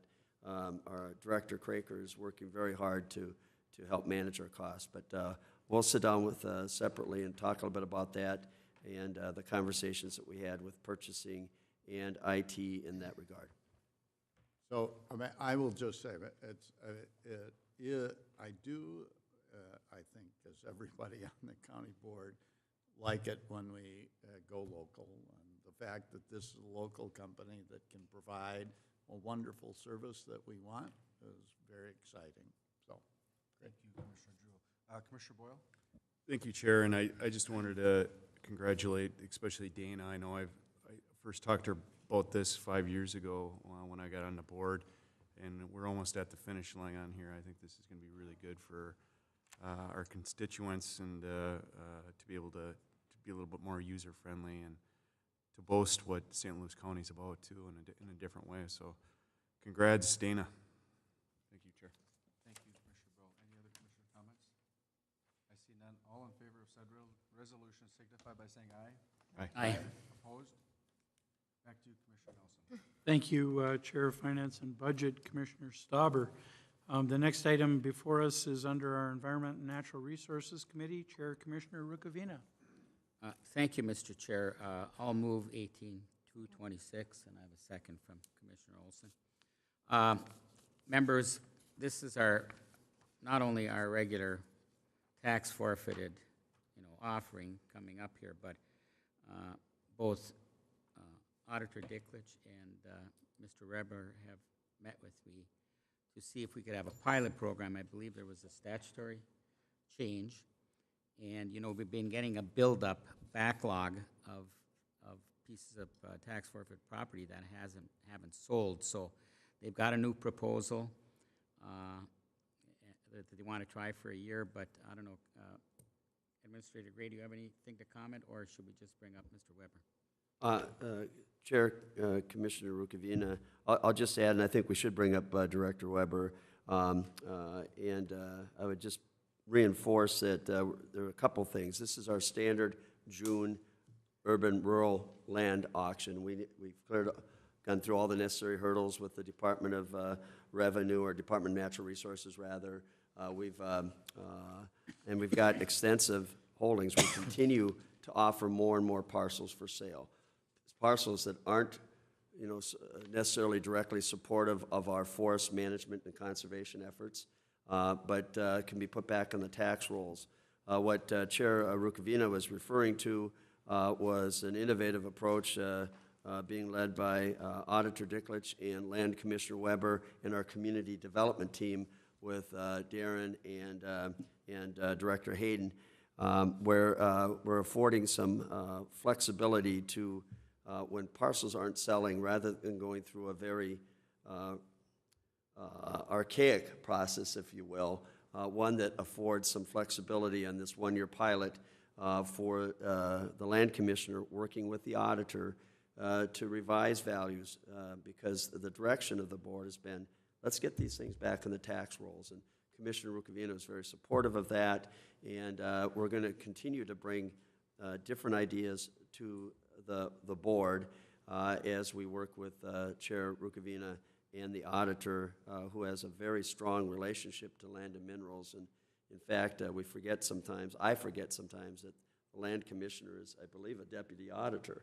So a little bit of history there. But there are strong ties, and Don provides great oversight and review of these parcels and this pricing. So a short story, and Director Weber can talk to it a little bit more, is that we're going to have more flexibility to move parcels once the initial auction is gone or past due. And we think the auction, people that want parcels are going to get there. Typically, the ones that aren't sold are the ones that have some pricing or other issues. So how can we accelerate that and not have to wait for certain timelines or for the board, but within certain parameters, make these more affordable and get them back on the tax rolls, and see if we can accelerate that process of moving unneeded parcels from a conservation standpoint into our tax rolls. We have any questions for, go ahead, Commissioner Boyle. I think mine will be more directed towards Director Weber. Commissioner Stauber. Thank you, Mr. Chair. I really like this idea. We've been trying to do this for a while to be able to get these back on the tax rolls. One of the questions I had was, in the transparency part, if it goes to the auction, doesn't sell, and somebody wants to come over the counter, the price is reduced. Does that sale still come to the board then, at some point? Commissioner Stauber, and those are questions I had, and I think Mr. Weber can answer those questions for us. So if it's okay with you, we can bring them up, and he can answer your question first, I guess. Mr. Chair, Commissioners, should I explain a little bit before going to questions? Is that okay? First of all, Administrator Gray, thank you for including the auditor and Darren Jablonski and Barb Hayden and the planning department, because we've all been working together on finding ways to expedite the sale of tax forfeited properties. The feedback we've received from you has been to move towards that direction. There is some flexibility we found in the statute, the 2017 legislative changes that allow us to do so. So we're going to try this pilot and see where it takes us. I have a schematic that I could walk you through if you're interested, if you want to go through that much detail. Yeah, it might be worthwhile that we review that. Yes, go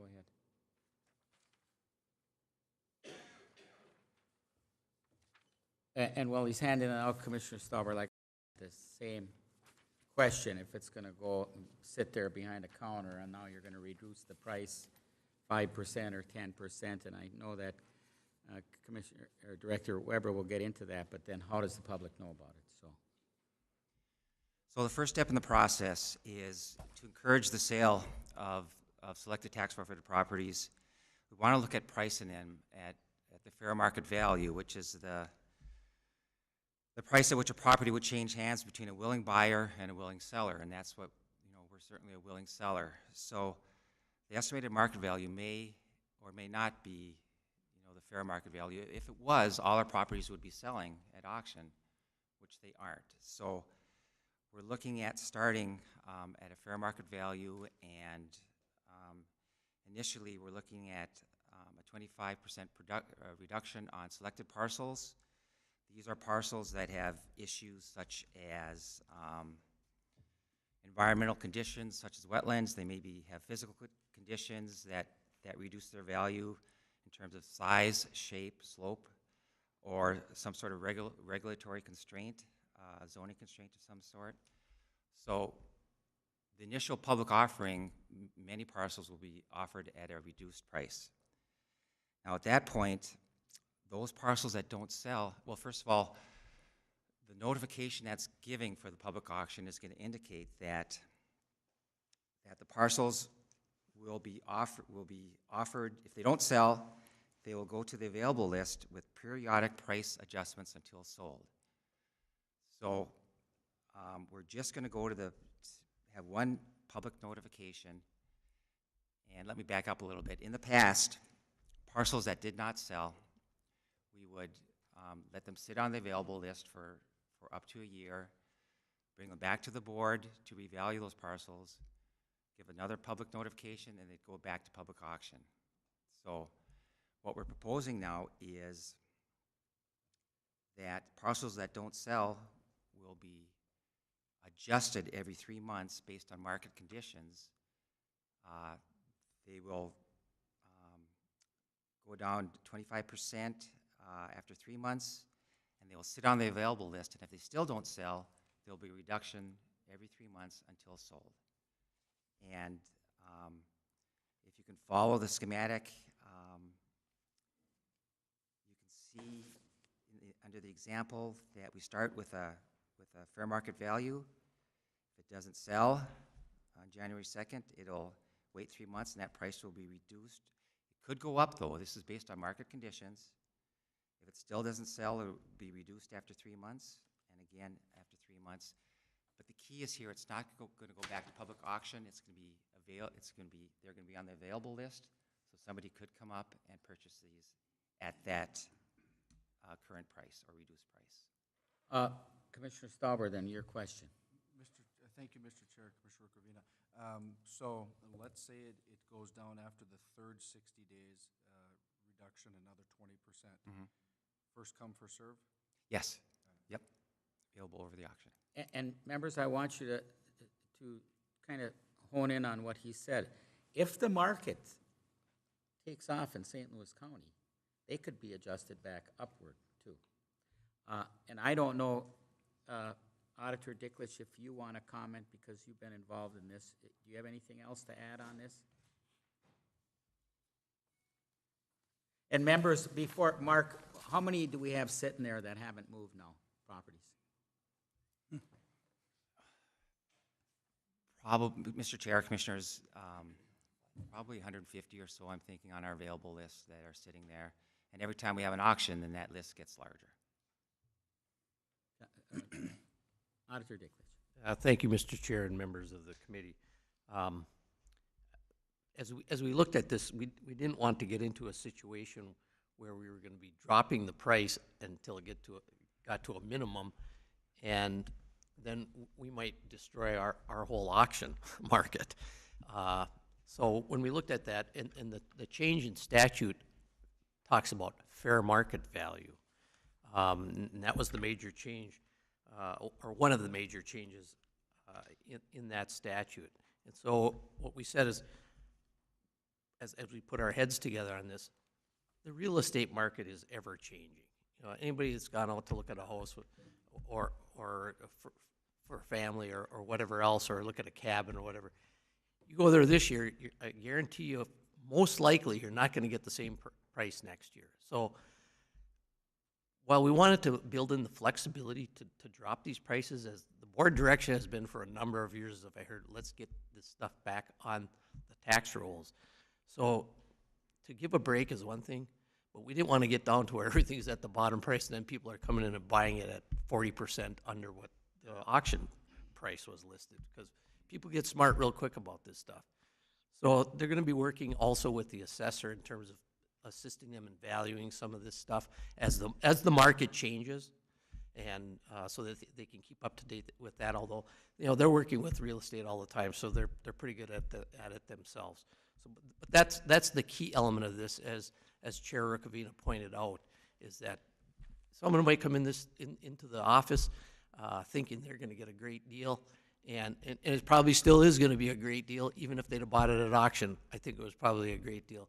But these prices are not going to be fixed at a low level, so people can just play a game with us. Questions? Commissioner Boyle. Mine's more for Director Weber.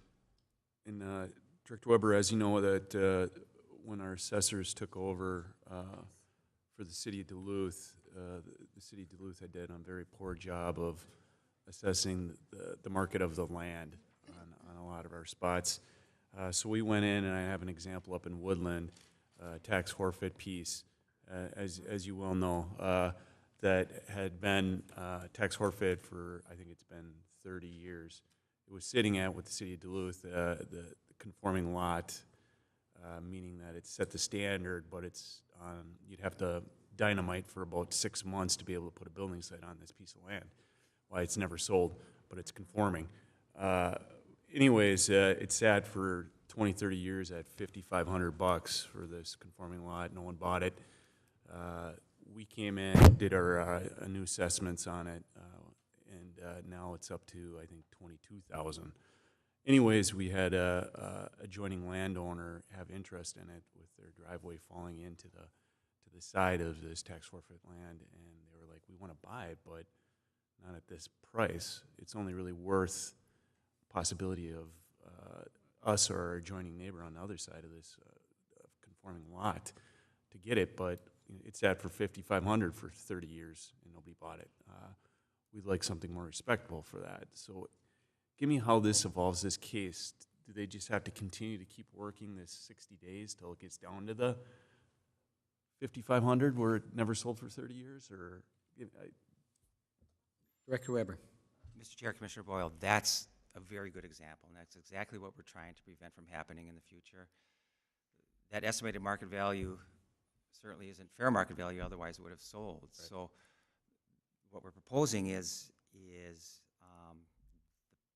the value of that parcel will drop, will be reduced, and if it still isn't sold over the counter, then there will be periodic adjustments where that value will keep being reduced, and hopefully at some point then it'll hit that fair market value and somebody will buy it. And although this may seem like it may take a few months to get there, it's a pilot project. We want to make sure we're not losing value too, so that we don't reduce prices too much at the beginning. So that's exactly what we're trying to do, is get these more difficult properties sold and back on the tax rolls at a fair market value. And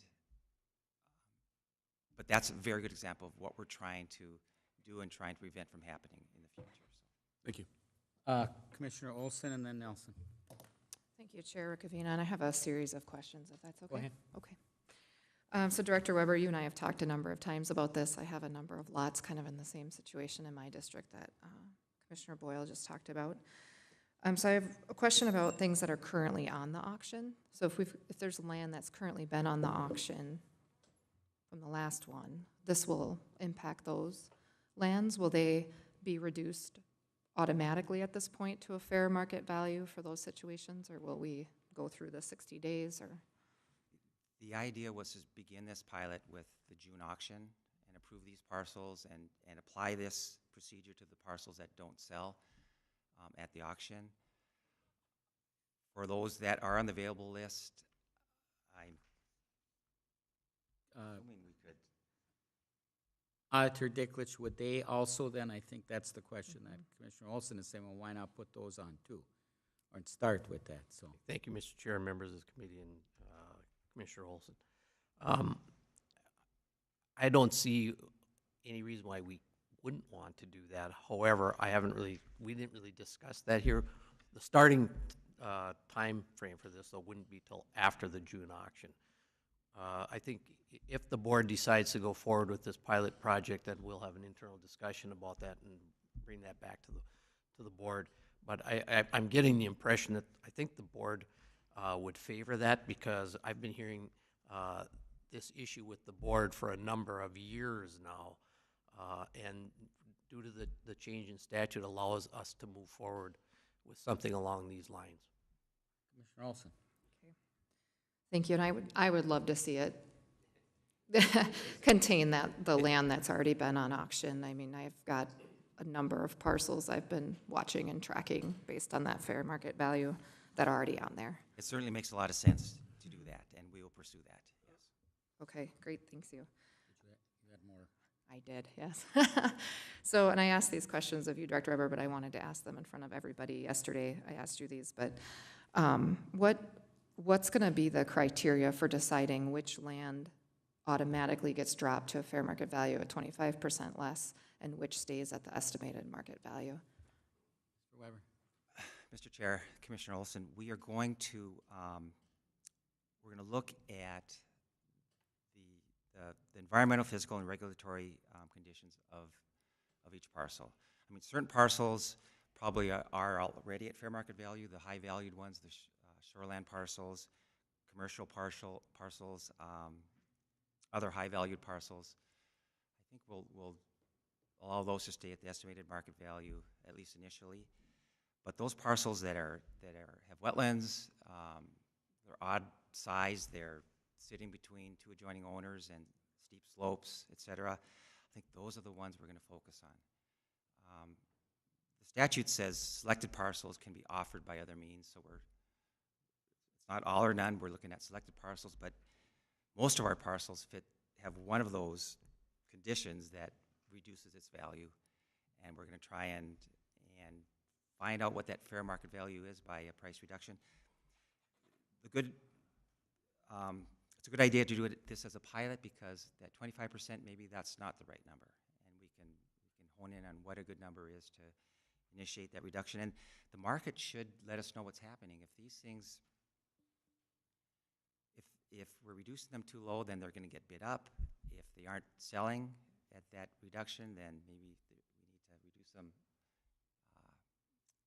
30% or something like that. So we're going to monitor and report back and indicate what number works best. Commissioner Olson. Thank you. You done? I'm done. All my other questions are answered. Thank you very much. Okay, Commissioner Nelson and then Jewel. Thank you, Chair Commissioner Rukavina. Look, I love seeing what we're seeing, and it has been a long time coming, and I understand all of the factors that weighed into this.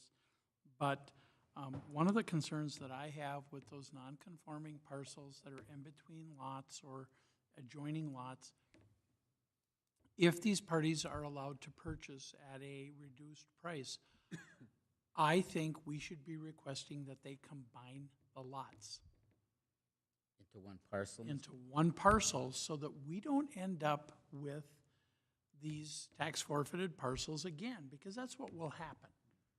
If we reduce these prices and we, as a stipulation of that reduction, require that they combine the parcels, then that parcel with the home is no longer gonna have that little sliver off to the side that somehow somebody forgets to pay taxes on, and 10 years from now, it's back on the tax forfeited list. So I'm pretty sure we have the ability to require that as a condition. And is there a reason why we wouldn't? And I do have one more question. You know, Commissioner, that's a very good point, and you and I know of instances, one of them when I first got on in Aurora, where the guy doesn't even know he's not paying the taxes on the adjoining garage, and an oversight on us. So maybe it's a question for Auditor Dicklich whether we could combine those parcels or anything that prohibits us in statute from doing that, because that's a good suggestion. Mr. Chair and members of the committee, I agree, it is a good suggestion. We could do that as we sell new parcels, we can require that, but any of these past parcels, I mean, we can't require. Now, oftentimes, we get questions from citizens about how many tax statements they're getting, et cetera, and we talk to them about combining parcels, and we do those kinds of things. In fact, Commissioner Rukavina did that years ago with us. We combined several parcels at his request, as he and I talked about, limiting the number of tax statements he was getting. So we do that regularly, but it is still up to the owner whether they want to do that or not. Most of the time, I shouldn't say most of the time, but many times, the owners do like that because then they're only getting one tax statement, et cetera. So, but I think as a condition, again, I won't speak for the attorney, but I think as a condition up front, we could put that condition on those types of parcels where they're non-conforming and they're adjoining owner sales, which we're not necessarily talking about that here. We're talking about an auction, but I think those are conditions. If we talk to the attorney and find out, I think that would be okay. As long as they're aware of that condition up front and they still choose to purchase it, I think it probably can be done. Just for clarification for us then on that question, Commissioner. So what you're saying is we can't go back in time from when we sold somebody a parcel 3 years ago, but those ones that are sitting in limbo right now could be included in what Commissioner Nelson said. Commissioner Nelson. And to that point, Mr. Chair, I would suggest we have that available land list, okay?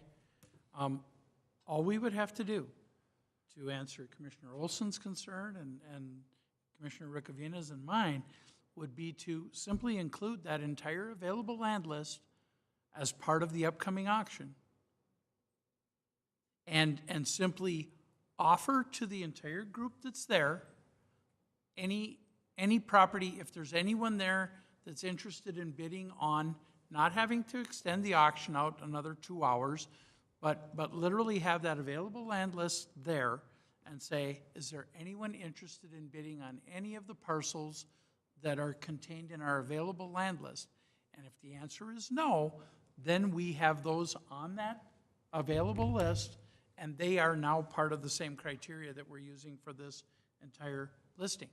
We just simply combine them and put it back on that public auction, which we have the right to do.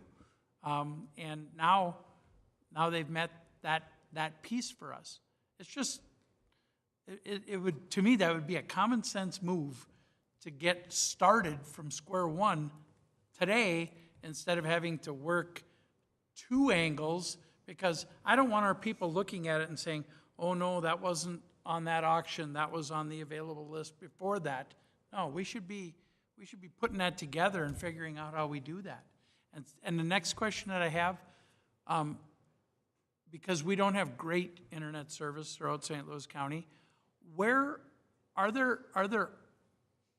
they go into any land department building and indicate that they would like to purchase one of these parcels or any planning place and indicate to us that they would like to purchase one of these parcels? Or do they have to go to Duluth or Virginia, or where can they go? Where can the general public go today if they wanted to purchase one of these parcels off the available land list?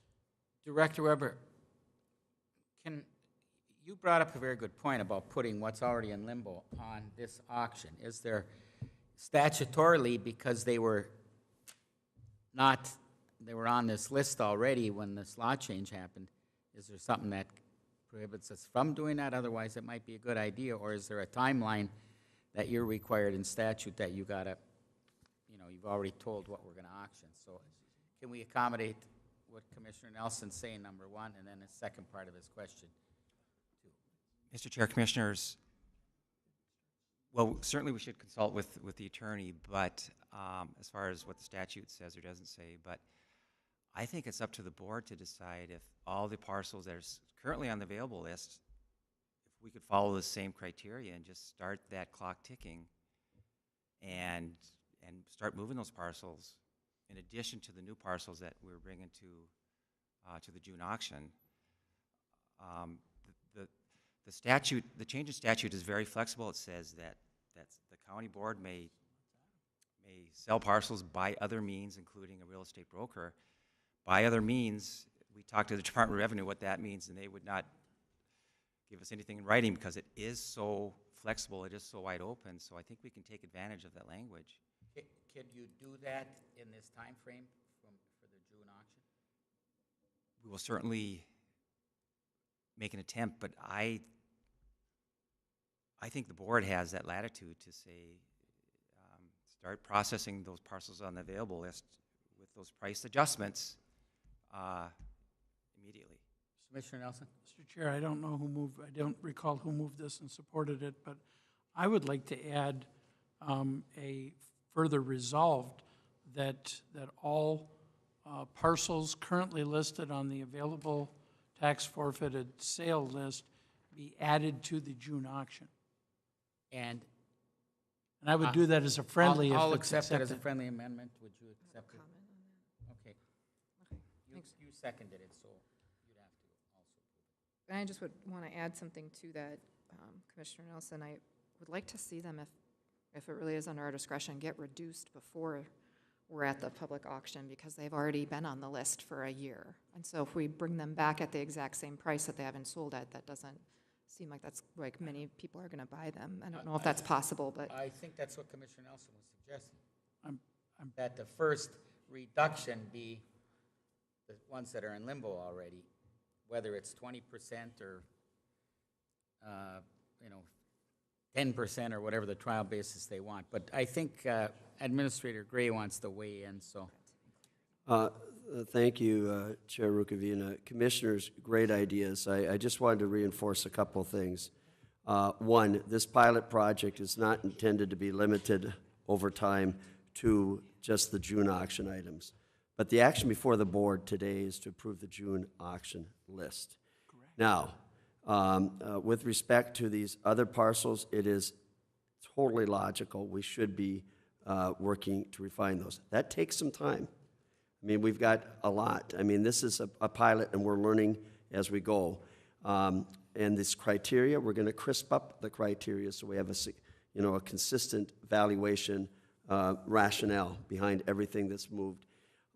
I do believe that under current law, and we'll work with the attorney's office, that we would have to add something to the auction list. They'd have these other parcels that have previously been to auction would still have to come to auction. Whether we can get that done in the notice time frame and get it done in the next week is something that I'd like to explore, and I'd also like to explore what the wording should be. I would propose to the board or ask that you consider moving this without recommendation to have us fill in a few of the blanks over the next couple of weeks to see what we can do, what wording changes or amended changes would be required. Clearly, the intent of the board is we've got a good news story here, and now on the fly, we want to keep going, and that's great feedback. So this is something that I've been talking about with Chair Rukavina for several years now, with Commissioner Olson, with Commissioner Nelson for probably most of my tenure here. So this is the right momentum. Auditor Dicklich was right on when he said he sensed the mood of the board. Let us answer a few of these questions, but the short story is I'm hearing strong support to not only move from the springboard of the June auction, but add other parcels if we have to and can. And if we can't, to follow a process that ensures that we can reduce those prices. It might be in consultation with the attorney's office that we don't need to put them on the auction. So that's my only caution, that I want to clarify that, and perhaps this is an appropriate time to forward without recommendation to kind of jump on this snowball and see if we can wrap it all up and bring something back to the board that is more precise. Certainly the momentum is there, and the intention is to sell these lots. Thank you. And with the consensus of the board, then I'll just amend my motion to move it without recommendation, if you will accept that also. So, Commissioner Nelson, did you have any more questions? No, I didn't get the question answered on where people can come into offices. Yes, that was the other one.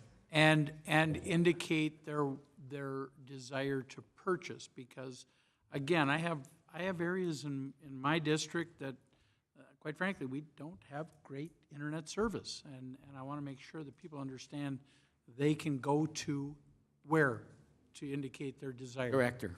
Mr. Chair, Commissioner Nelson, to any Land and Minerals Department office. So Duluth, Pike Lake, Virginia, Ely, Cook, and we'll process that purchase over the available list. Very good, thank you.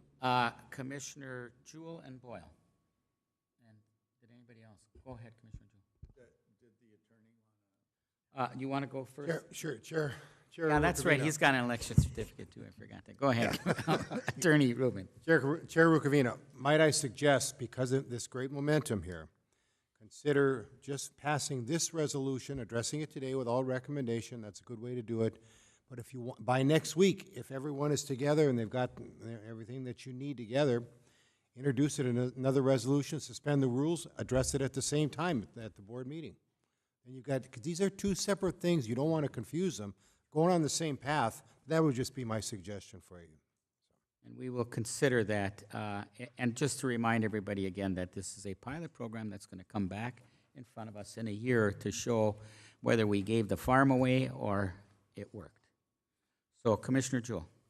So, two things. One, related to Commissioner Nelson's comment about consolidating lots.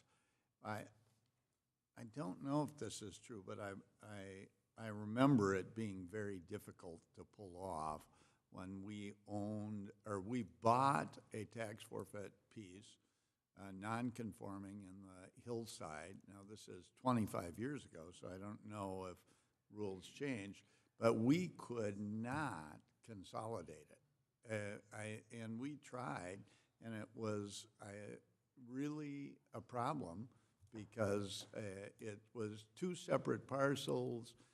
One had a mortgage on it, so just so I would want to be clear that we could do that, because that'd be great for many people who buy tax forfeit parcels. It's a good suggestion, and I think Attorney Rubin can get that answer for us on what we can and can't do. I know statutorily, and Auditor Dicklich knows, because I used to get 5 tax statements, but you, and probably our farmer on the board knows this, if your land is in different sections, right, you have to get an individual one. I had 4, so he helped me out, and I got one less tax statement. Less than an inch of separation. Yes, I know. So I don't think that. That will be part of what we see then in the next week or so. So the other question I had, so we keep talking about parcels.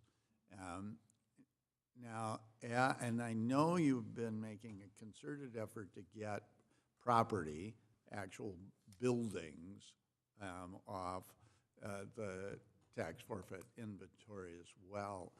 Is this pilot going to include buildings? So if there is a property with a building on it, are those also going to be in this? Mr. Chair, Commissioner Jewell, they certainly could be. Commercial properties, we just want to be careful that we're getting full value for those. But if the estimated market value is, again, not the fair market value for whatever reason, there's no reason why we couldn't, reduce those prices as a starting point also. Because what I've heard, certainly from contractors and others, is that there are parcels with buildings on them that people might buy and renovate, but they will not buy them at the fair market value, because that's not their value. They are, and so we see those sit, and I noticed one in Lincoln Park that might be an example of this in the present list, and it's the kind of thing that would be very useful to get onto the tax rolls, but you've got to get somebody who's willing to take the risk to buy it. So, Commissioner Boyle and then Commissioner Nelson again. Thank you, Chair, and I agree with Administrator Gray that a little bit slower on this process, at least with that over 100 that have been to market and have not sold. Out of those, I think you put the nail on the head, is there's some commercial and waterfront properties that might be fair value, they haven't sold, but we don't want to sell them for $1 on a nickel on the dollar either. But I think there are some no-brainers that are out there that you well know of over the years that absolutely could be rushed a little bit more to be put back on the tax roll. So agreed. Thank you. Commissioner Nelson. Thank you, Chair. Commissioner Rukavina. Look, I want to be really clear about what I wanted added here, is the fact that we would go back and take that list, put it back on the auction, which, look, they're already available to buy over the counter. But by putting it back on the auction, I want to use it's like pressing the restart button. That's what I'm trying to do here. I'm not trying to give property away or anything, but we press the restart button so everybody in the land department, everybody in the planning department has one set of rules to start with now on all of these properties. And the land department has the discretion to reduce prices where they see fit. That's what it says. So there's no downside of this, of combining them. But by pressing the reset button, when we do these things and we are not absolutely clear, not only to the public, but to our employees, what we create is confusion. And I'm making that suggestion as an effort to eliminate that confusion. But I want to point out to this board, a year and a half ago, 2 years ago, we reduced the price on a parcel that had an extensive amount of garbage and demolition and all kinds of things on the property. And we did it conditionally. And since then, that property has basically been cleaned up. There's a few little things they still have to do, but they've really done a pretty amazing job cleaning it up. Why not? Commissioner Jewell brings up the point on these houses. The one thing I don't want to do is start selling 10 of these houses to speculators that they're not going to fix up. Okay, so I think we should look at if we're reducing the price. Okay, now we're giving them a deal. We're reducing the price on that house, that we should actually require that it has to be brought up to current building codes or something within a year's period. Because otherwise, I can foresee a big contractor out there grabbing onto, 5 to 10 of these things, and then cherry pick, fix the nice one first, and then fix the next one. But all in the meantime, you still have this pigeon trap sitting there, and folks, I'm not exaggerating, because Director Weber knows I went through about 6 properties on the north side of Virginia just the other day, and I'm certainly hopeful that we're tearing all of those down, because that's what needs to happen to them. And I'm not an engineer or a home inspector, but when I walk in and I see a basement with 2-inch cracks, and I see things that are not safe and that are, wiring hanging, I never imagined I would see a fence insulator on a wire in a house. Never thought I'd see that. But we need to get some of those things torn down. But if we're going to reduce prices, then this board, I think, should also consider the duty of the people that we're reducing those prices to actually fix it up or to do, give them a time frame. And I'm open to whatever that time frame is, but there is nothing wrong with holding people accountable for their actions. And I know one contractor in Duluth that just might do that, where they'd buy up a bunch, and because what they do is they kind of eliminate competition too in that price range. If they have 5 of them and they only fix up 2, all of a sudden those are the 2 that are being sold. So I just want us to consider it. I think that it would have value. Thank you, Mr. Chair. Good points, but I think we're putting a lot on the plate for Administrator Gray and Rubin. If we get into that, I would say there's nothing wrong with putting some of these places that have been sitting there, that Commissioner Boyle and Olson have brought up, on this auction, and nobody has to know that. It was at $7,500 last time, and now it's at $6,000 or whatever number you want to come up with.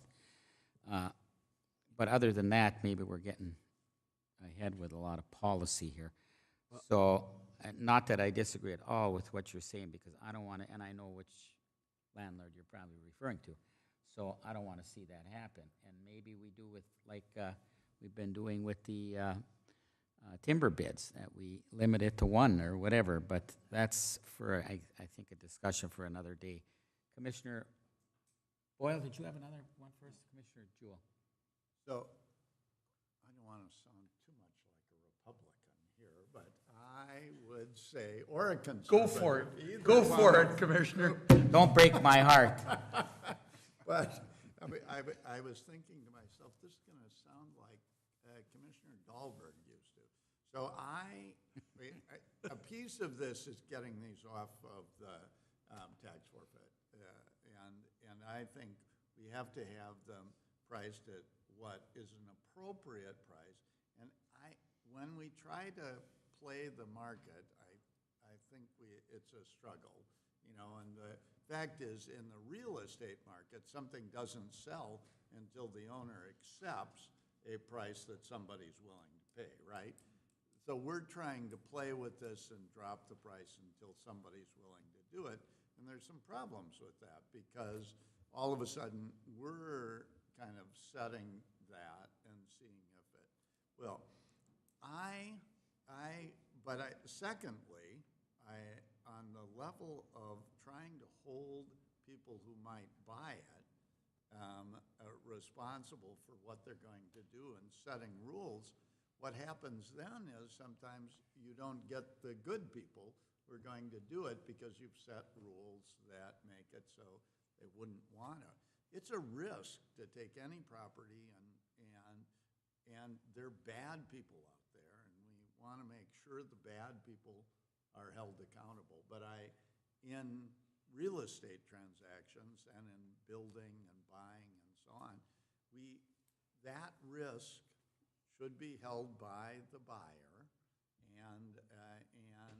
but at the same time, they should be offering a price that makes sense, for them to build it. And so I just want to make sure that what we do encourages people to buy at an appropriate price, and that if there's a problem, Commissioner Nelson, we hold them accountable for the problem. I don't want to set additional rules related to it, because I think that will slow down the ability of people to do it. Great comments, Commissioner Jewell. Commissioner Nelson.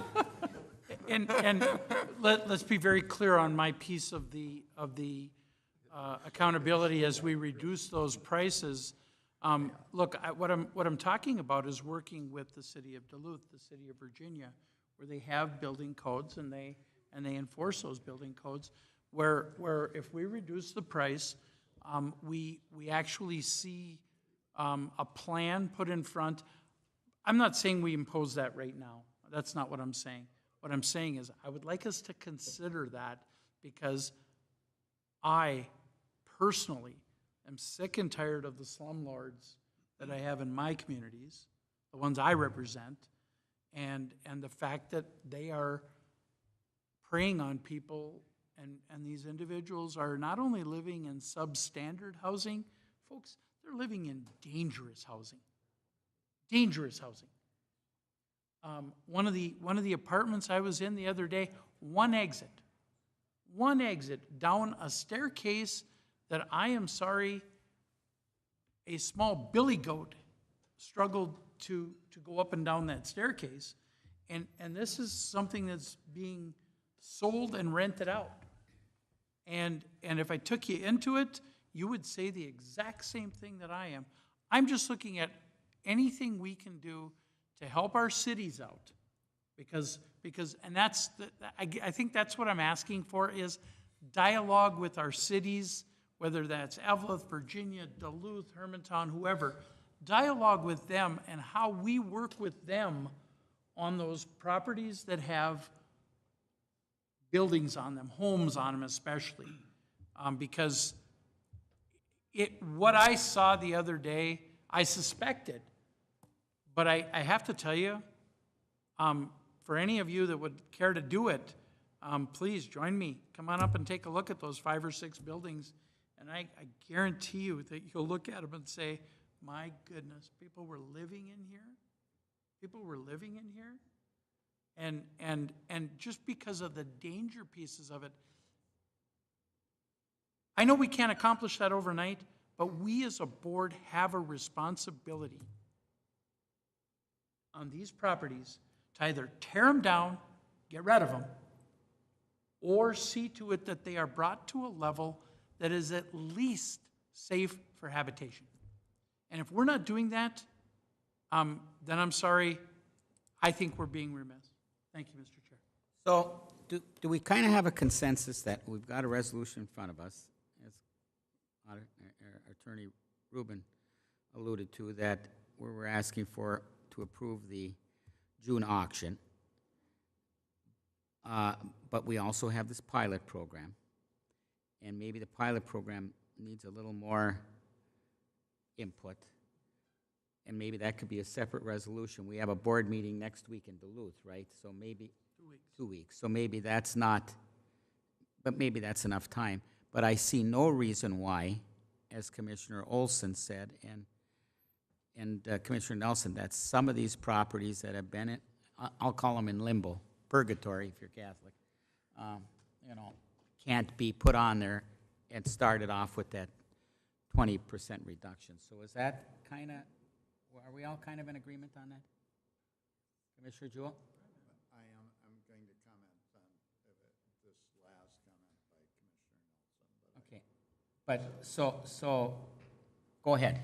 So I would just say, so one of the things, it is very clear that slumlords in particular do not keep things up to standards, right?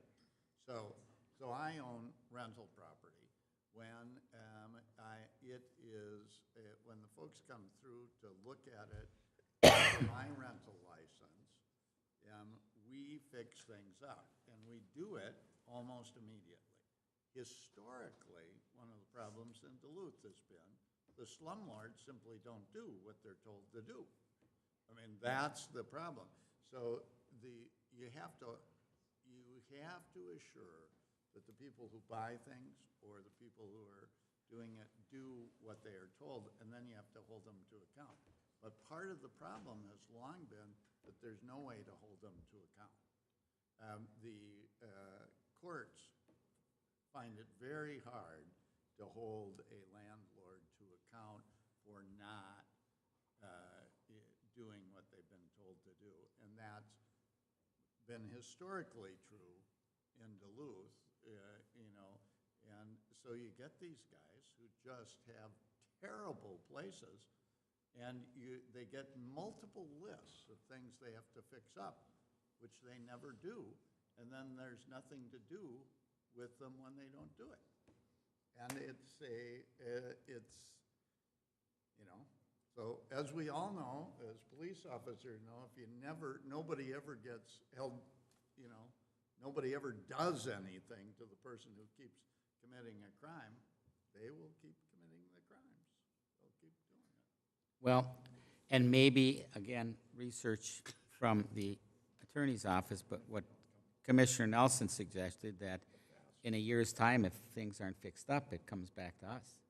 And they, you know, so that's, but I was a little worried there, Commissioner Jewell, because I didn't want you to be seen as a Republican and a slumlord at the same meeting. So I'm glad we clarified that you aren't a slumlord.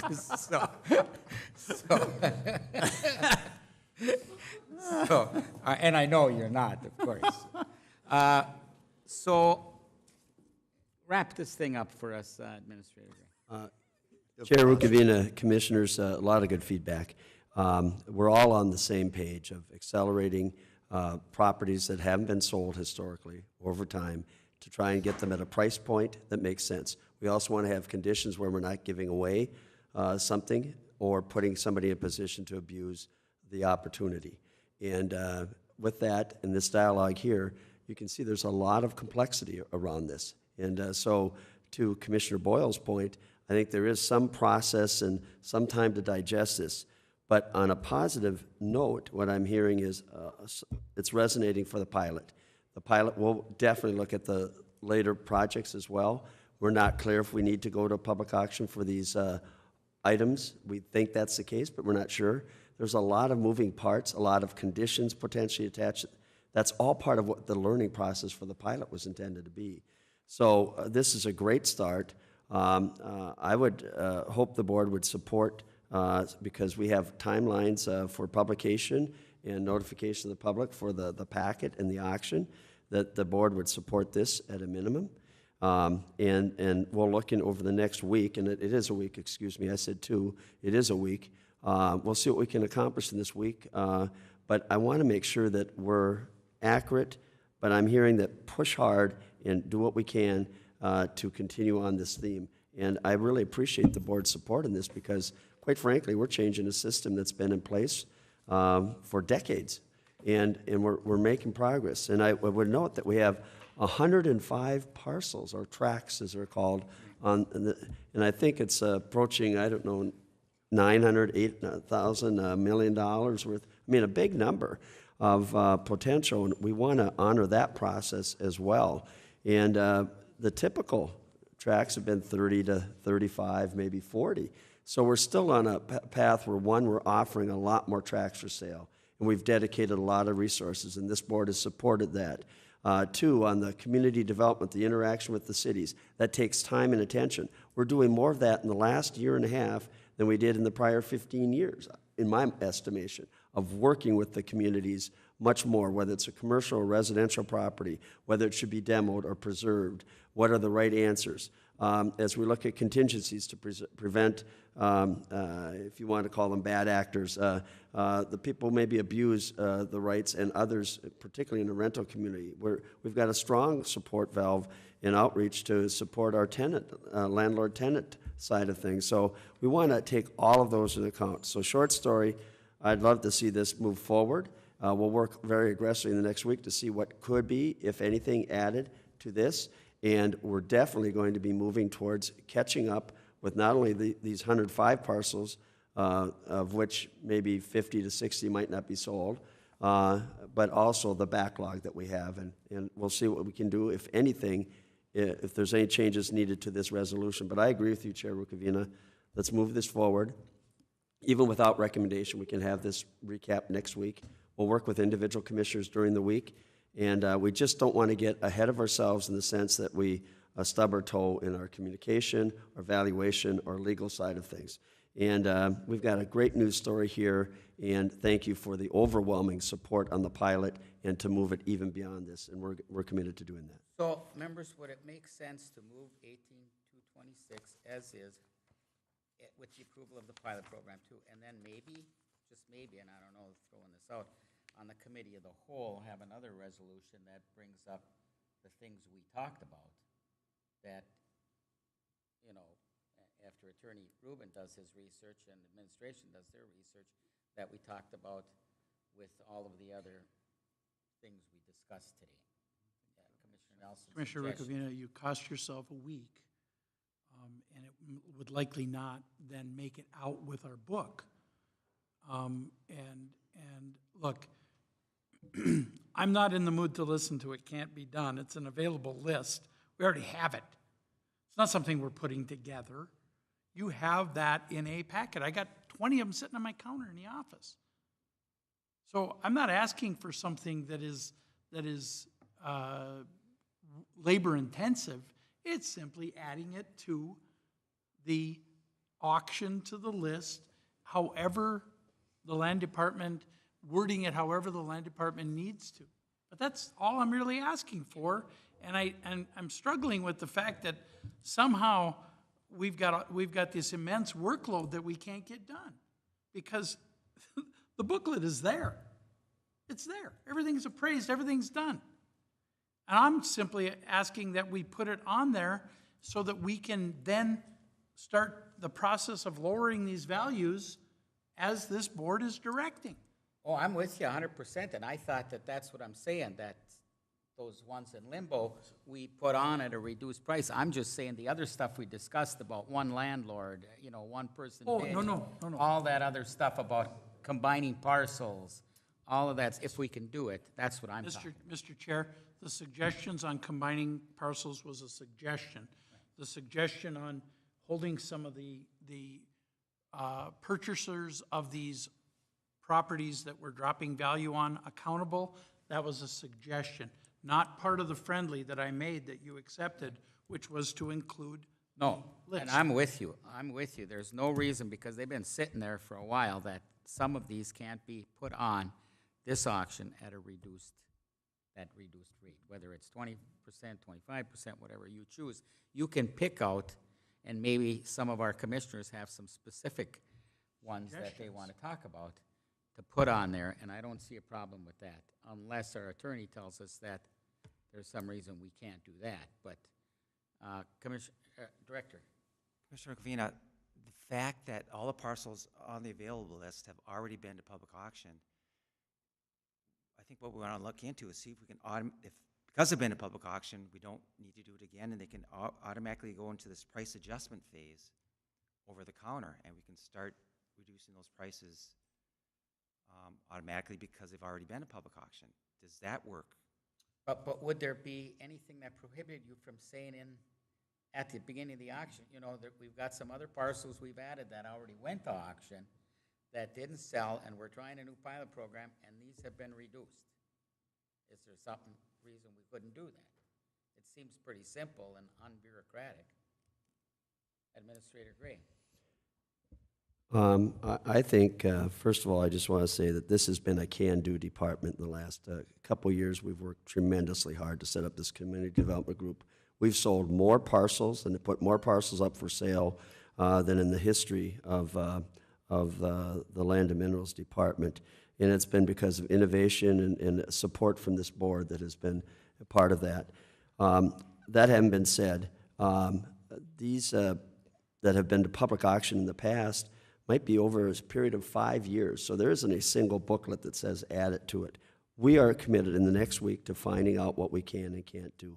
I just don't know that we can have on the timeline amend or expand the directory. I'll find out, and we'll bring it up next week, and we'll strive to do that. And particularly if you look at conditions. But here's 150 plus parcels, I think it's actually more than that we have to look at which criteria we're applying. We've got some time after the auction or up to the auction to establish that criteria. Which ones are they going to go on a reduced price? I haven't heard that they would go on at a reduced price next week for the approved auction packet. I think they would have to go on at the price that they're at and then follow the same criteria as all the other ones from the June auction. We just have a lot to try and quickly digest. I'm hearing that the board would like to add more parcels if possible, if that's even necessary. And we'll look into that over the next couple of days in a very rigorous fashion. But in any case, at some point as we do this, we're going to get these parcels caught up, and we're going to be on a consistent path where we're more aggressively pricing products so that it moves, to use a retail term. And that's what I'm hearing from the board. And if there are some conditions that make sense, we'll do that. But we're still working on the criteria. We're presenting the concept. We're hoping to get support for the board. Received tremendous support from you, Chair Rukavina, historically from Commissioner Nelson, who's been very strong on getting more parcels out, and more recently from Commissioner Olson. And so the entire board has been very supportive of this. Let's get this pilot project going. We'll see if we can add these parcels next week. And if so, we'll bring appropriate wording or a standalone resolution to accomplish that. If we can't, we're on a path to get there. We're all okay with that. We have someone from the audience, and I don't know, it's a committee of the whole, so being that he's a former county employee, maybe we'll let Mr. Soderberg come up and have a... May I make a comment? Sure can. I'm Terry Soderberg. I live at 1361 Forsman Road here in Ely. When you're talking about reducing the prices by 20 or 25 or even 30%, and Commissioner Nelson talked about, going back in a year to see, why not do something where you sign a contract with someone to reduce it by 30%, give them 15% off when they buy it, and say, we'll come back in a year or whatever it is, and we'll give you the other 15% if you've done some substantial progress to it. And thank you for that suggestion. I think that's exactly what they're going to try to put their heads together to do. Put some incentive. Otherwise, yeah, I've seen enough of them, like Commissioner Nelson, that there's some really bad places out there. That's a great. That's what we're going to be putting together. All right, thank you. Thank you for that input. Okay, Commissioner Stauber. Mr. Chair, thank you. Not to belabor the point, but as we go through this and as it becomes the pilot project, what have you, this is important to let the public know, because I think this is a really good news story, and there's some people that are waiting for something, some movement like this. So this has to be part of the public information that we send out. It's critical. Thank you, Mr. Chair. Okay, we have Board Letter 18226, moved as amended with no recommendation after much discussion. Well, we amended and no recommendation, I should say. So all those in favor, signify by saying aye. Aye. Opposed? That motion prevails. What a good discussion. Thank you, Mr. Chair. Back to you. Thank you, Chair of Environment and Natural Resources Committee, Chair Commissioner Rukavina. We have one more item today. It's item number 10, Board Letter 18-216, in the Central Management and Intergovernmental Committee. Commissioner Jewell. Thank you, Chair Nelson. This is a resolution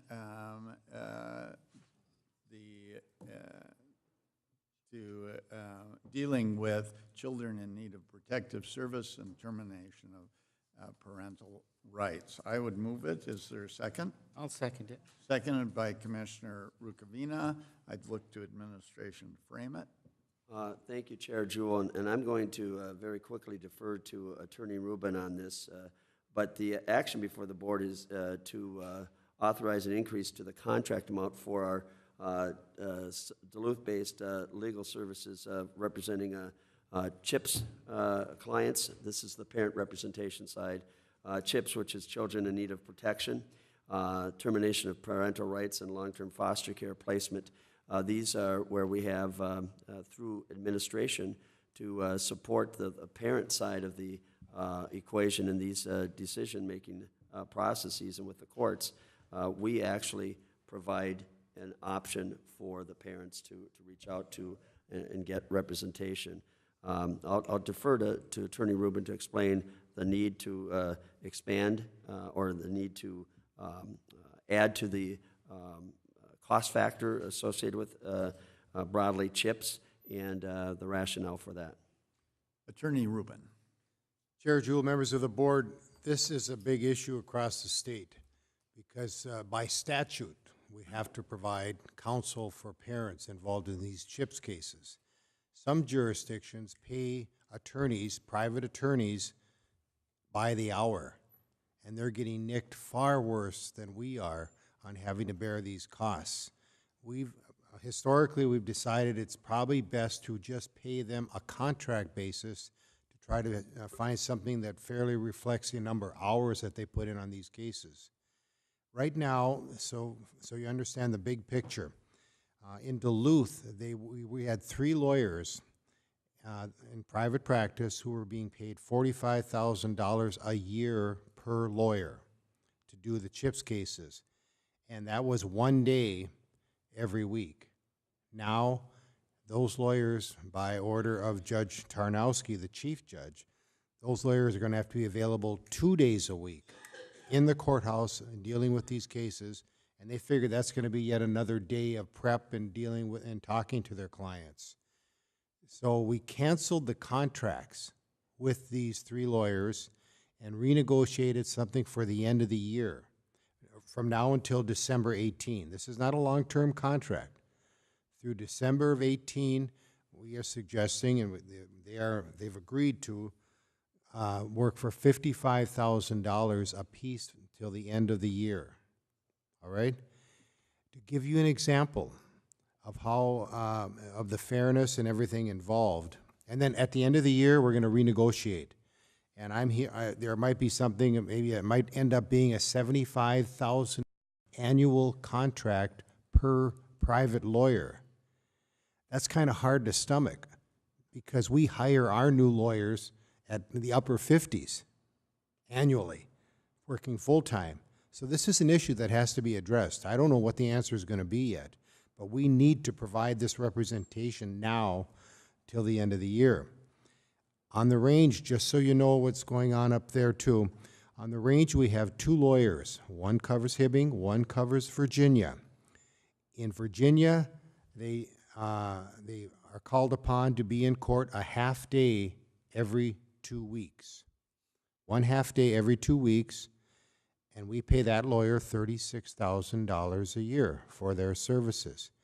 In Hibbing, they have to be in court 1 full day every 2 weeks. And that lawyer is getting $36,000 a year by contract to do that. So we're looking at this entire picture. We're working with admin on this situation.